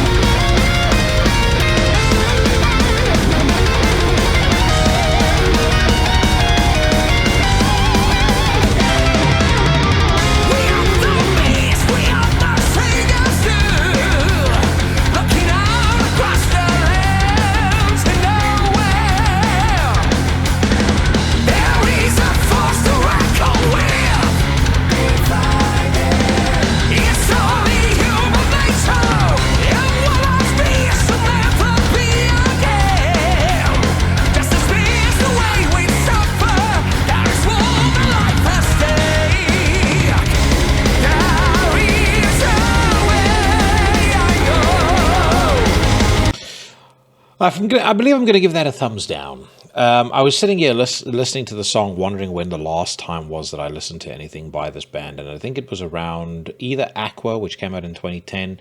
They had another record called Aurora Consurgence, which came out about 4 years prior. And I think I may have listened to it for Chronicles of Chaos. Ergo, I listened to it under duress. And, or at least at the time, I've kind of felt compelled to review every single promo sent to me. Yeah, I can see a lot of folks liking this. I shan't be one of those people. I mean, it's not as terrible as Glory Hammer. Yeah, it's just not, it's not my kind of thing. Well played. Music video is a bit cheesy. Vocals are, power metal vocals, reasonably standard power metal vocals, I think. But, yeah, it's just not something that is going to, fill me with any great degree of excitement. Prong, next full-length set for October release. Prong's next studio album, State of Emergency, is ready to be unleashed on October the 6th, 2023, through Steam, Hammer, and SPV Entertainment. Along disclosed details, the New York-based Groove Thrashers have premiered a lyric video created by Ingo Sporl for the first streaming single, Non-Existent. I have spent probably the better part of the last 3 to 4 Prong records, much like with Metallica, hoping that they would unleash an album that is at least on a par with one of the first 4 records that they put out. Back when they were a unique, distinct, interesting, exciting band, and thus far they have failed to convince, really quite significantly. I kind of feel like Tommy Victor has been chasing something more or less ever since Rude Awakening that he just can't seem to recapture, or can't seem to capture. Whatever vision he has, he is struggling to make that materialize, is my takeaway. But who knows? I've not listened to Non-Existence. We're about to find out right now whether or not this is the record that kind of finally breaks them out of that quagmire of mediocrity.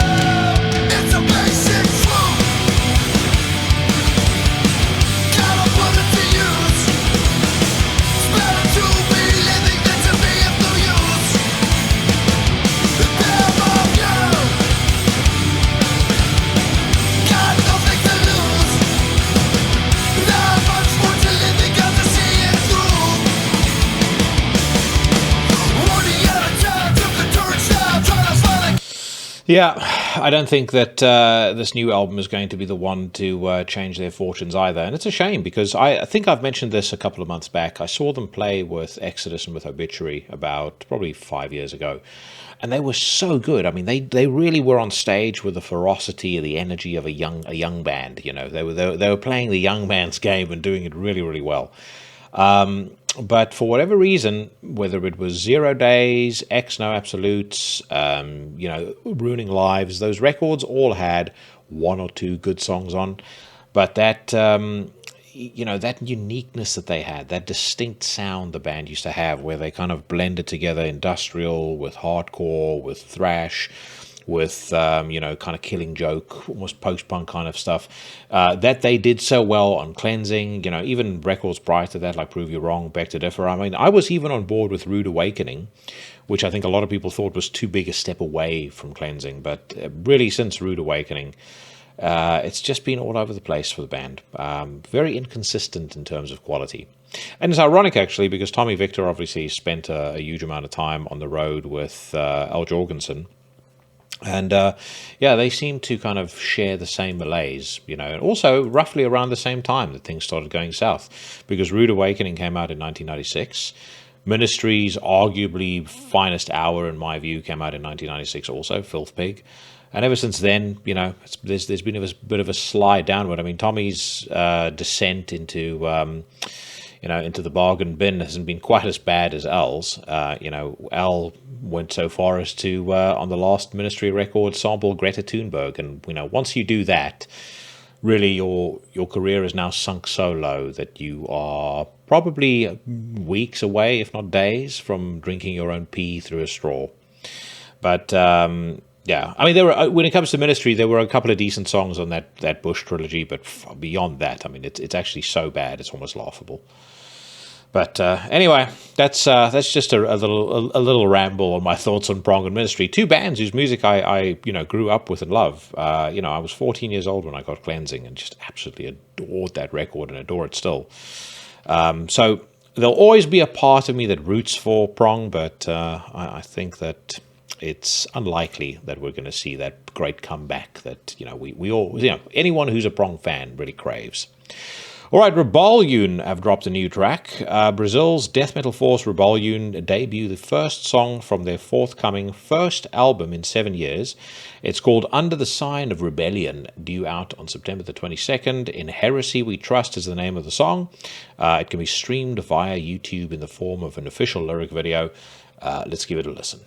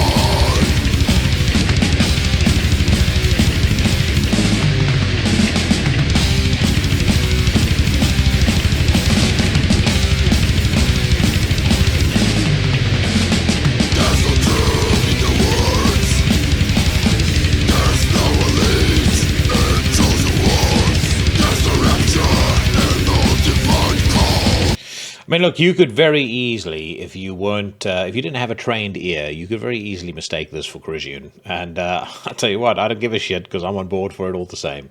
I've always been a fan of Rebellion. I think I mentioned this, when we spoke last year about the sad news about Loïc Fabiano of the band who passed away. When I moved to the UK, my good friend Matt, who I used to write with on Chronicles of Chaos, sent me a couple of CDs that he had burned for me.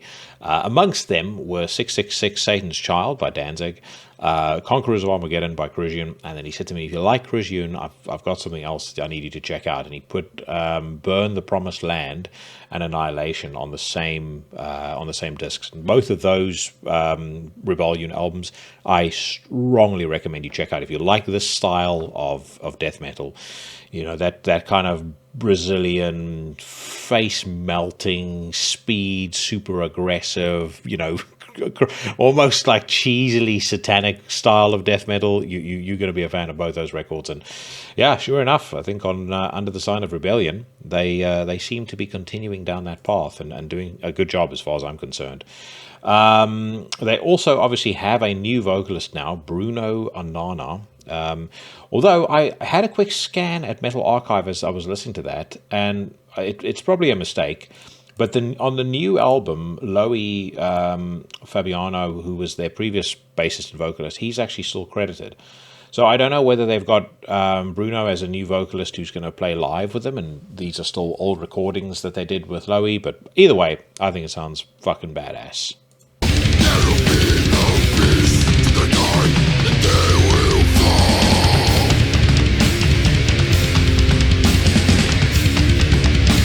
The heresy we trust, in consecration we trust. Get down the walls of hypocrisy, reduced to dust.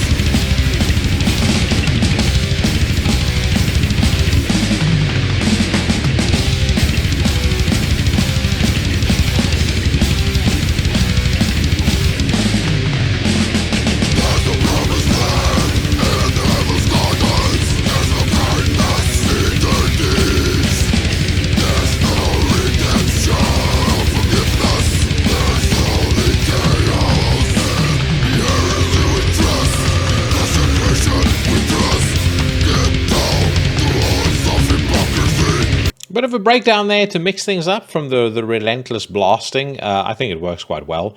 I mean, that right before the breakdown, you know, they kind of have that build up about, you know, in Heresy We Trust. It almost, I mean, that really does almost sound like it could have been pulled straight off Conquerors of Armageddon.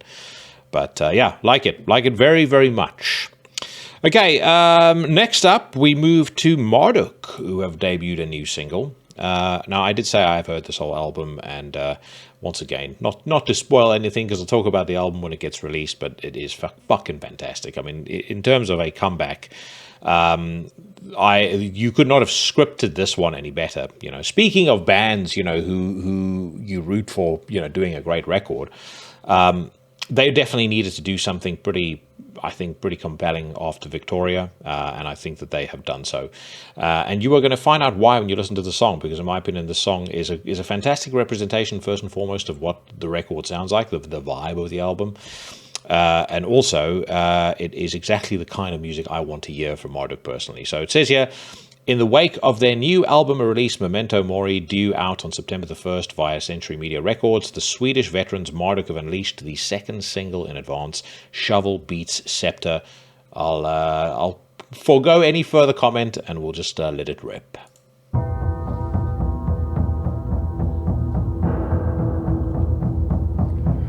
Has it dawned on you yet? Has it dawned on you yet? Has it dawned on you yet? Has it dawned on you yet? Have you begun to grasp? That life is not a cloud. But an hourglass.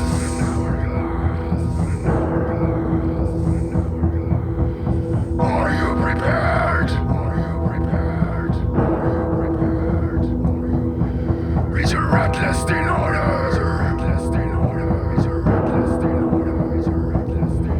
Will your mind be at ease? And the shadows grow taller. We'll get to the actual song in a second, but one of the things I love so much about that intro is when you see Marduk live, one of the best parts of their live show, in my opinion, is the fact that in between songs, they have that, like, you know, ambient music playing. And, you know, typically, you know, once every maybe 3-4 songs, Mortis is there yelling all sorts of crazy shit at the audience. You know, he shouts, "London, you fucking cowards," when I saw them at the Underworld. You know, he'll always, you know, "Heaven shall burn when we are gathered." It's always some ill shit that he's shouting at the crowd with that ambient music playing. And it sets such a cool tone for the show.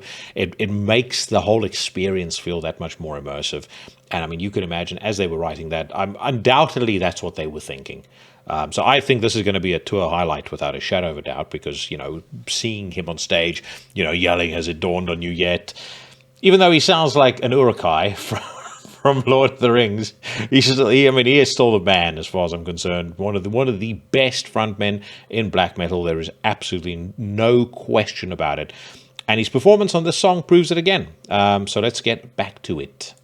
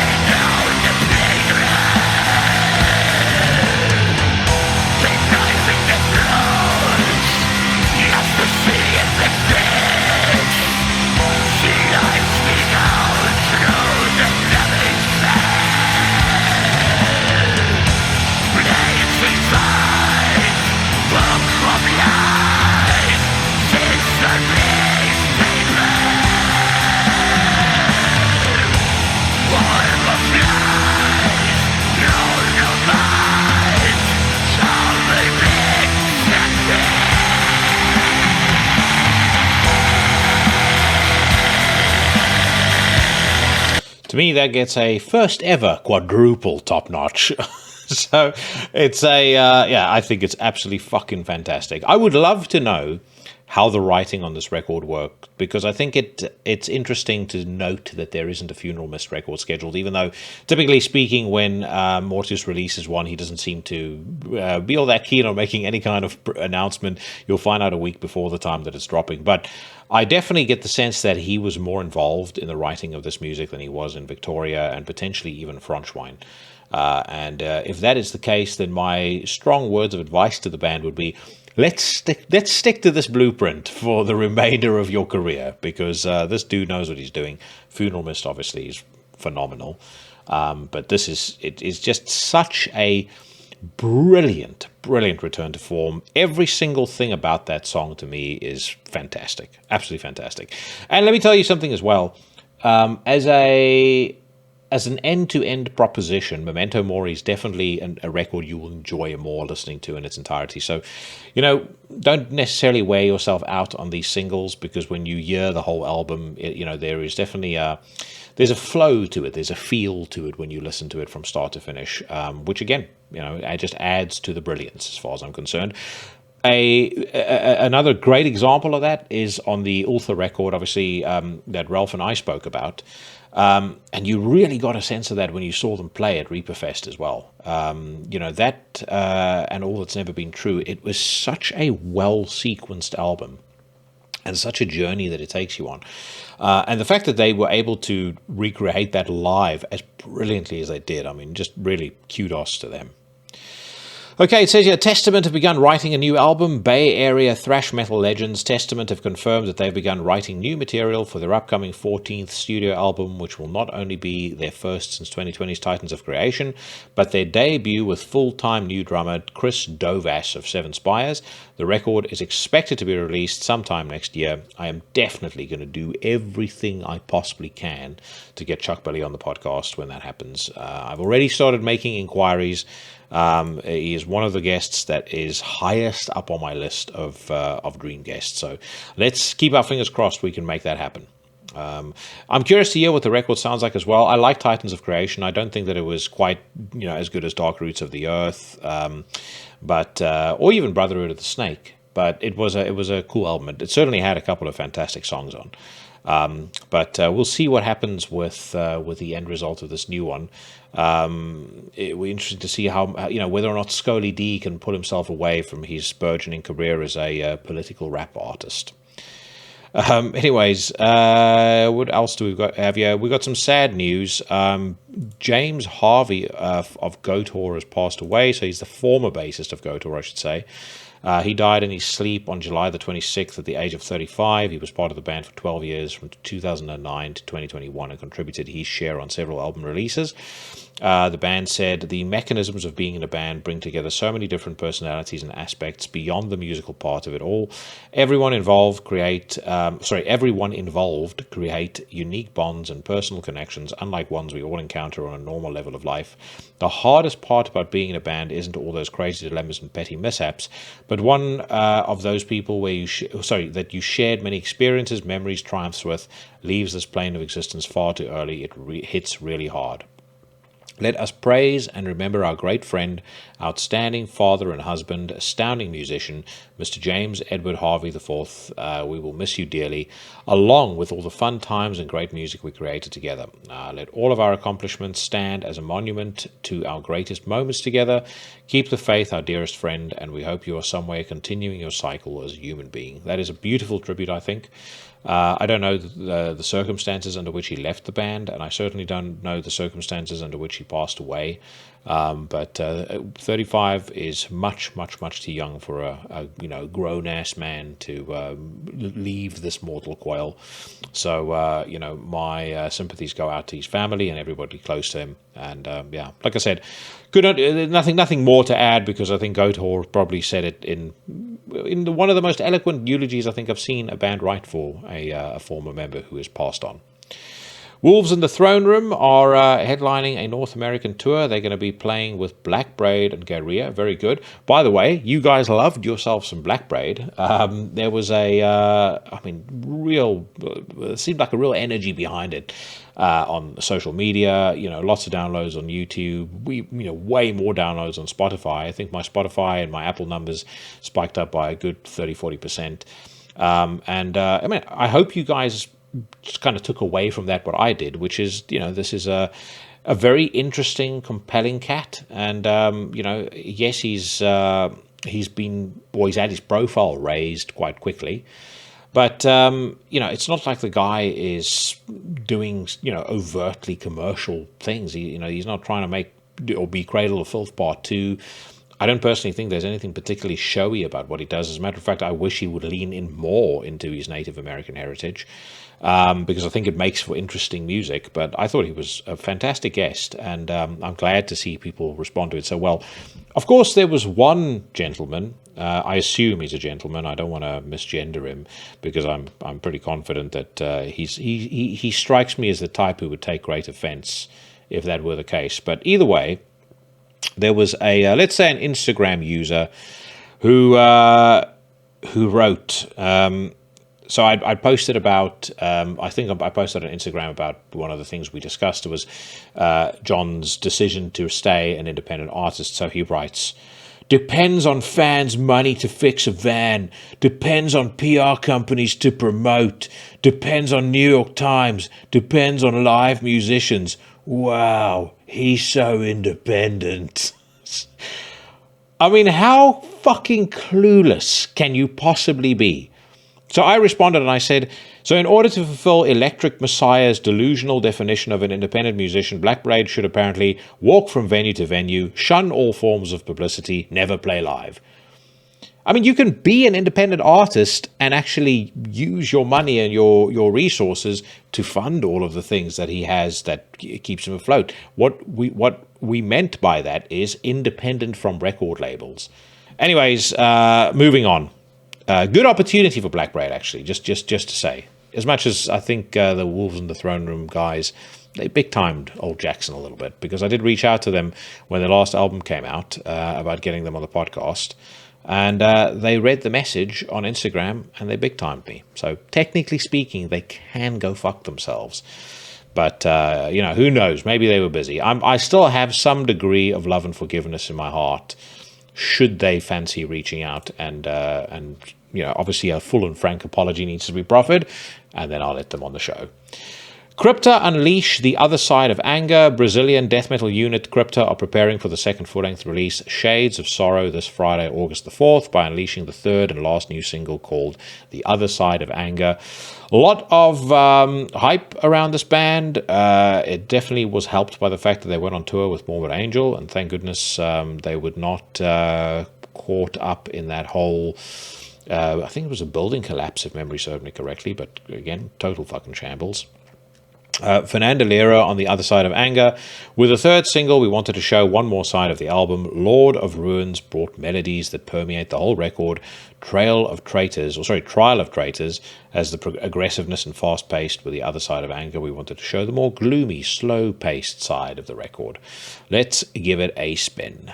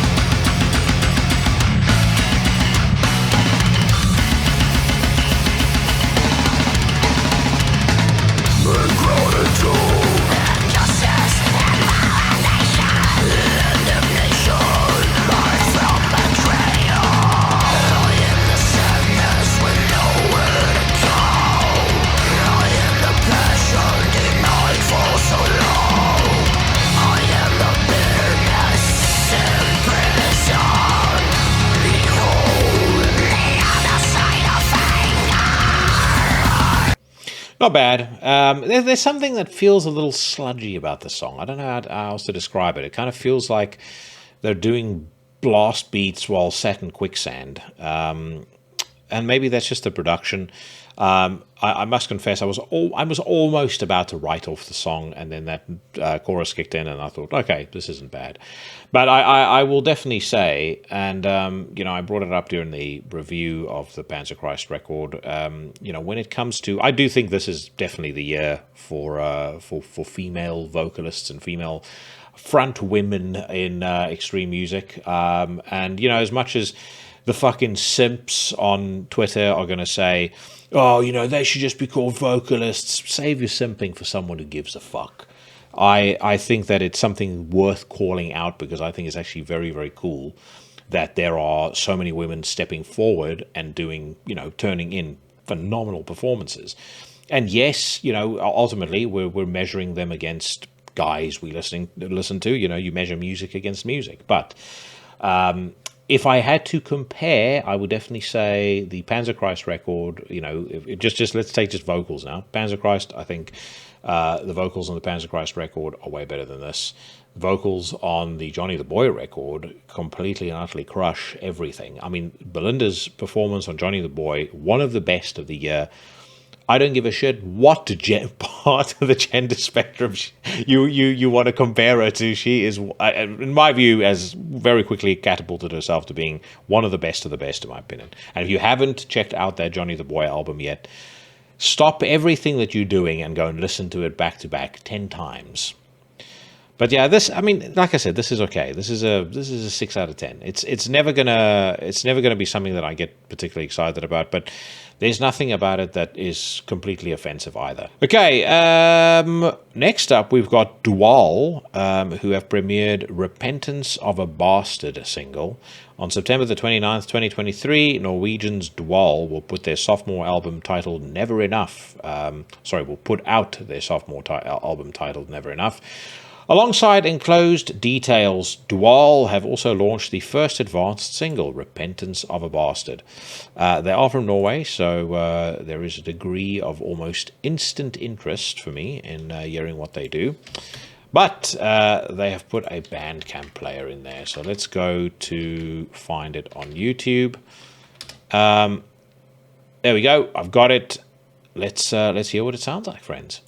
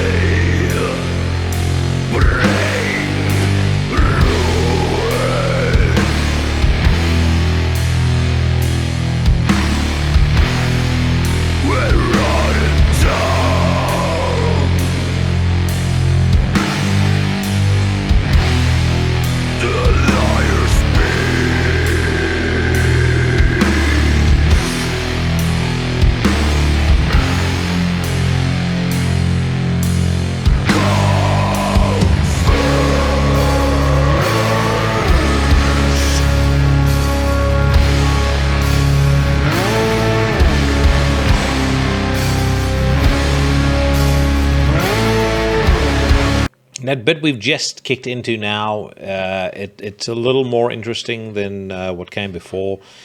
What came before, I've got to tell you, there's only one word in the English language for that, and that word is muck. This is muck.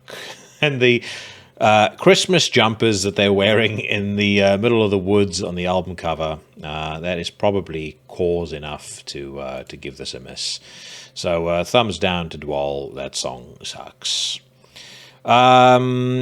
While I'm looking for something else for us to listen to, a couple of quick things to update you on just from a viewing perspective. I've recently started watching Dopesick on Disney+. I think it's on Hulu in the US. I know it's been out for about 2 years or so. Strongly recommend it if you haven't watched it yet. It is... it's done extremely well. Really solid cast. Fantastic score, soundtrack. And I don't think you can watch something like that and have any degree of confidence in the pharmaceutical industry ever again. I mean, if you still believe the shite that they feed you, then I'm sorry. I don't know what else is going to convince you. But yeah, very interesting. It's all about the start of the opioid epidemic in the US, how OxyContin was created and marketed and all sorts of stuff. Very, very good. So I strongly recommend that you check that out. And then another thing that I would suggest you guys give a listen to if you haven't done. I don't often listen to the podcast, but Bill Maher's podcast, Club Random, he recently did an episode with Jordan Peterson, and they talk quite a lot about the psyche and the psychiatry of the woke movement. And obviously interesting getting Bill Maher, who's a classical liberal, and Jordan Peterson, who's probably a centrist come conservative, getting their views, both opposing and the things that they have in common over the course of that conversation. It's about an hour and 45 minutes long, but really, really interesting conversation, really compelling arguments made by both sides. And we need more conversations like that. I've noticed Patrick Bet-David has been getting on, people like Anthony Weiner and people like that on his podcast as well. So I think it's good that there's more, more crossover between the two sides of the aisle now, and, less tribalism, because I think hopefully people are starting to realize, as I've said before on this segment many times, folks need to figure out a way to get on, because we all share the same planet. That's not up for discussion. And the only option if we don't get on is war, and I don't think any of us want that. So, okay, shall we listen to one more song, my friends, and then we'll move on. As a matter of fact, we now return to Milking the Goat Machine, which is almost criminally terrible song that we listened to last week. So let's forget about that. Hopefully we can pick up something either on We Are the Pit, or we might even swing towards the Democrats Guide to Rock Music. Here's an interesting one for us. The most underrated heavy metal albums of the 1980s. I always love lists like that, because that gives us license to compile some lists of our own. I've got a couple that I can talk to you about, because whittling away in the background, as I have been doing since the last 666 countdown, I've been going back through a whole bunch of old 80s thrash as I come up with my definitive list for the next special that Sheriff Mike Scandato and Sensei Mike Hill and I will be recording. But anyways, let's see what the Pit has to say. So they start the article by saying the 1980s were a sacred time for heavy metal. Bolstered by the tape trading scene and the advent of MTV, this new school of sonic antagonism came into its own amid technological advantages that the occult-leaning hard rockers dominant in the prior decade could only dream of. While non-stop fear campaigns by way of parental and church groups proved that there was indeed no such thing as bad press, the genre bore fruit and multiplied at a level that no one could ever have anticipated. So let's check out their list first and foremost, and then I'll give you mine. Now, they start off with Head of David. Head of David was a band, for those of you that don't know, who featured Justin Broderick of Godflesh, and Justin was also in Napalm Death, like way, way back. I'm a big fan of both bands. I'm not a fan of Head of David whatsoever. It has, to me, a real bedwetters vibe, and that includes the song Dog Day Sunrise, which Fear Factory covered on Demanufacture. And Demanufacture, I think, is a good album. I think it's probably the last album of Fear Factory's that I would bother paying any attention to today. But even on that record, the cover of this song was it was out of place. It's a fucking shit song, and it's a shit band. So, moving on. Satan, Caught in the Act, another band I didn't like. Kind of feels like a hangover of British new wave of heavy metal, which... I am extremely particular in which of those bands I have any time for. For the most part, I don't really enjoy it. Flotsam and Jetsam, No Place for Disgrace. That's a pretty decent album. I would hope that they've got some other thrash gems in here, though, because in terms of like the best of the best thrash of the bands that you didn't hear about, the bands not called Slayer, Metallica, Megadeth, Testament, I mean, they would be one worth talking about, but they're definitely not amongst the cream of the crop. Rothschild, America, Climbing the Walls Don't really know what that even sounds like. Paradox, Heresy. Don't know them either, but the album cover looks like the blister card for a Skeletor toy.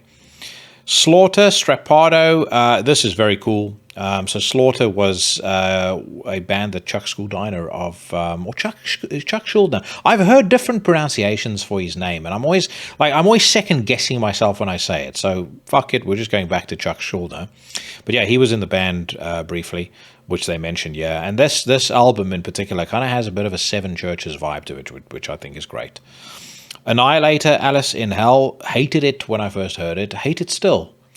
Black Sabbath, Headless Cross, another album that I think is nonsense. As far as I'm concerned, Sabbath is all about heaven and hell and Dehumanizer. And Dehumanizer in particular, to me, is one of the finest, if not the very best vocal performance that Ronnie James Dio ever recorded, and there are many.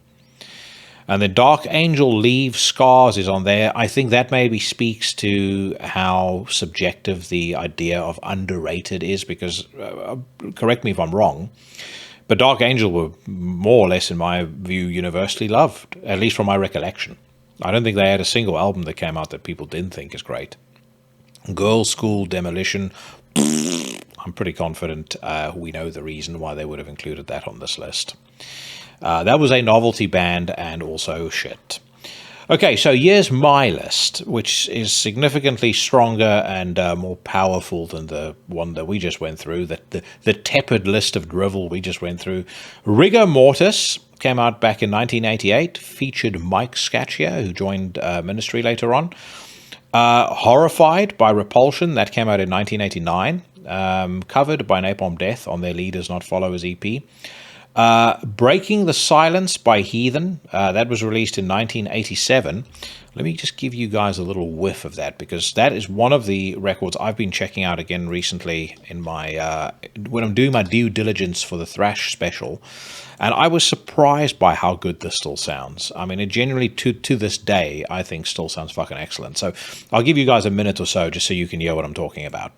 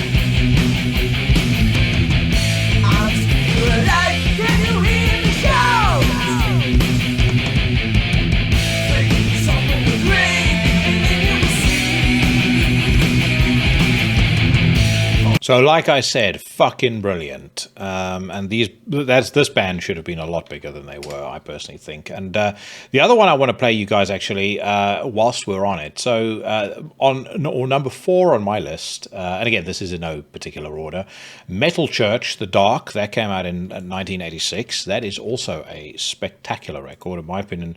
Probably the best thing that Metal Church ever put out. And one of the songs I think is most brilliant on here is a song called Watch the Children Pray. So let me give you guys a little snifter of this as well.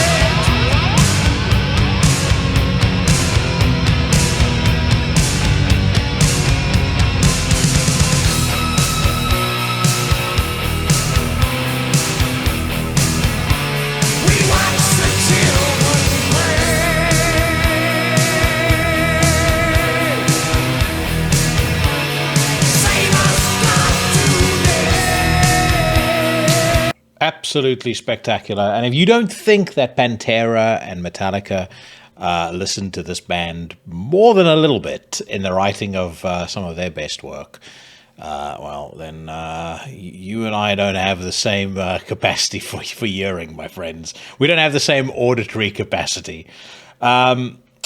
So three others actually I'll add to this list. Exciter, Heavy Metal Maniac, that came out in 1983, fantastic, and again surprising how good it still sounds.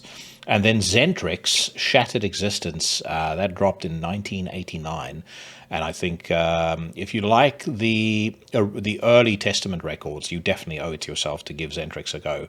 If you're not familiar with them, but Shattered Existence in particular has a real kind of Souls of Black, New Order kind of vibe. Excellent, really, really good stuff. And then a bonus release, well worth checking out, Sarcophago, their EP Rotting that they put out in 1989, kind of proto-Brazilian black metal. These guys were doing extreme shit well before a lot of other bands. Of course, Sepultura were doing their thing as well by that point, but yeah, Sarcophago were doing a fucking fantastic job of it. And I mean, again, subjective as to whether or not it would be seen as like an underrated gem, because the band is held in high regard by many. But I strongly suggest you check them out if you haven't done so yet. Okay, let's see what else there is for us to check out. Guns N' Roses set to release new single next Friday. I hold very little optimism for this. It's been a long time coming, but hard rock legends Guns N' Roses are expected to officially release the previously shelved Chinese Democracy era song Perhaps this coming Friday, August the 11th. Red flag straight away, because there is nothing good on Chinese Democracy. Universal Music have shared a link to pre-save the track on Spotify and Apple Music via their website. Ahead of the band's concert in Tel Aviv, June the 5th, Guns N' Roses played Perhaps during soundcheck, but ended up not performing it at the show. Much like their previous single, Hard School, in 2021, which, listening to it, was almost as much fun as the dentist forgetting to give you Novocaine when you get a root canal. Perhaps was originally recorded as part of the Chinese Democracy sessions, and a leaked demo version of the song has previously been uploaded to YouTube. The reality of it is, I've said this before, and unless Guns N' Roses was somehow surrounded with the craziness, the drugs, the pornography, dogfights / orgies of the late 80s and 90s when they were doing Appetite for Destruction and Use Your Illusion, they are never going to be able to recreate that, and all of their music is going to be unlistenable shit. Hard School was terrible, Perhaps is terrible, Chinese Democracy was fucking awful. I mean, I'd sooner record myself dropping a hammer repeatedly on my foot, and my screams set to music would be more entertaining to me than the crap that they churned out on that record. Well, I should say that Axl churned out on that record, because it was a Axl album, in the very literal sense of the word. We've got another article here that actually, frankly, seems completely pointless, but anyway. You can bring a member of the Acacia strain home today as a body pillowcase. Let me give you guys a nickel's worth of free advice. If you have a friend who owns a body pillow, and particularly if that friend is a man, then you owe it to yourself to no longer be friends with them. That's all I'm going to say about that. Then we've got this black metal band's debut album just landed on a Billboard chart. Now I'm going to tell you something right now. If you're watching this on YouTube, you'll agree with me.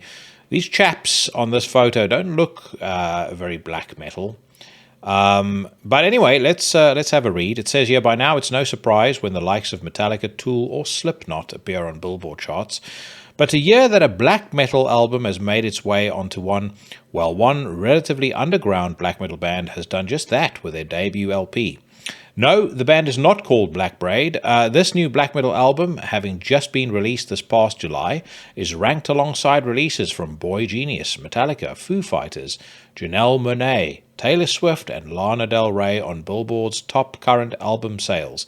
The record sits at number 82, surpassing releases from Avenged Sevenfold, Kendrick Lamar, and Paramore.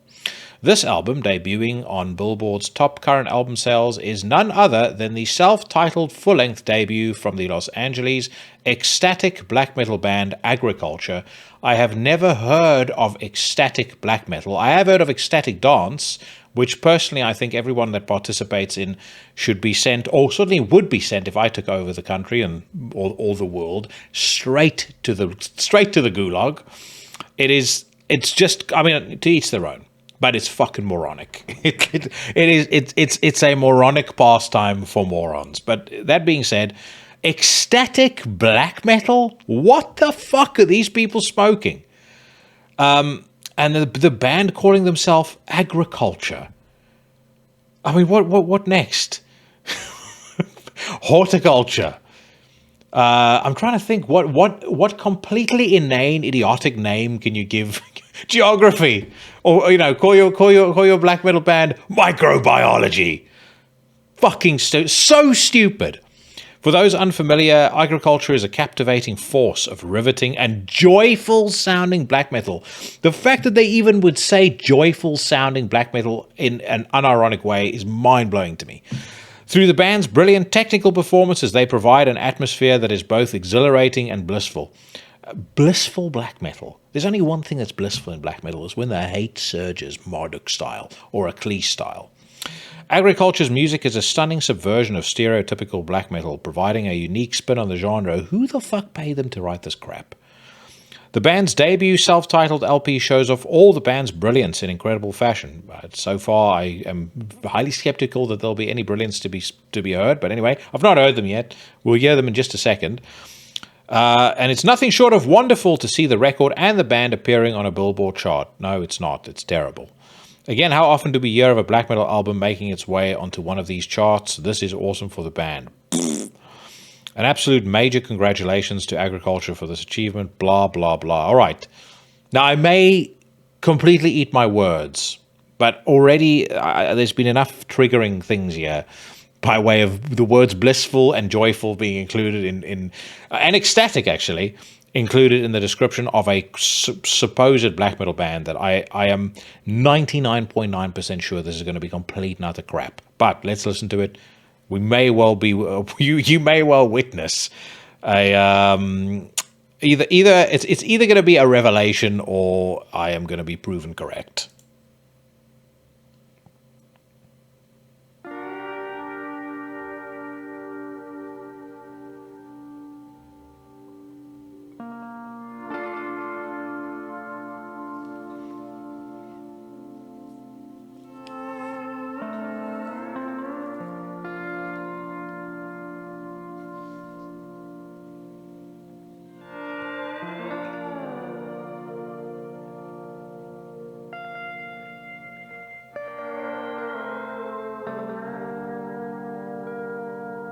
All right, so the first 35 seconds sounds like Jason Aldean. So let's jump ahead to track 2.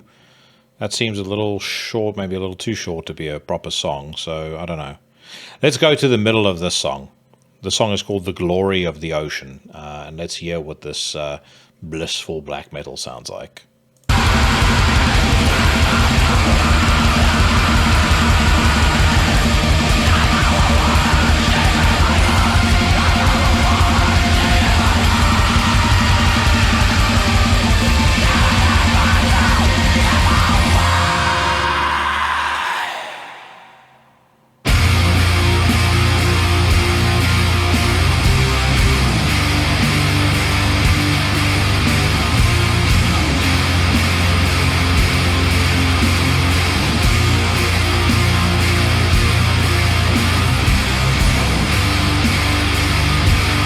That sounds about as fucking terrible as I thought it would be. I'm going to jump to the middle of just another random song, just to hear whether my initial judgment is correct.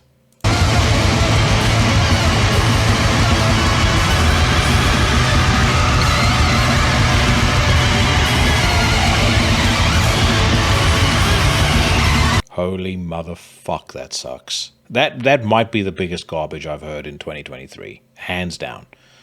How the fuck did this get onto the Billboard charts? I'm telling you right now, if it transpires that somebody in that band has a rich dad and he's just gone out buying as many CDs as he possibly can, don't be surprised, because this fucking blows. Who even put this out? I mean, because as far as I'm concerned, The record label that put it out should be boycotted. And again, ecstatic black metal. There should be no such thing. I mean, I understand we celebrate and we're happy and, ironically joyful about the idea that black metal should be reasonably free creatively. But I mean, there's some stuff that you just don't do. Anyway, I'm disgusted and ashamed. Well, not really ashamed. I am disgusted, though.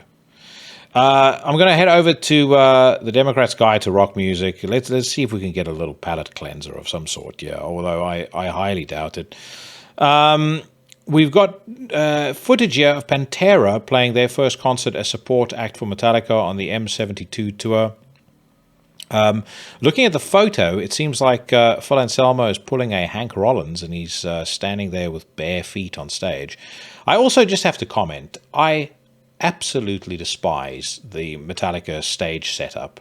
I saw them at Twickenham Stadium with something reasonably similar, but it wasn't quite as sprawling, I don't think, as the M72 stage set. This one kind of seems to snake through, a big chunk of the first couple of rows of the crowd, and you've got the snake bit there, but the band virtually never stand together. And it's almost like when they do, it's supposed to be this momentous moment in the set.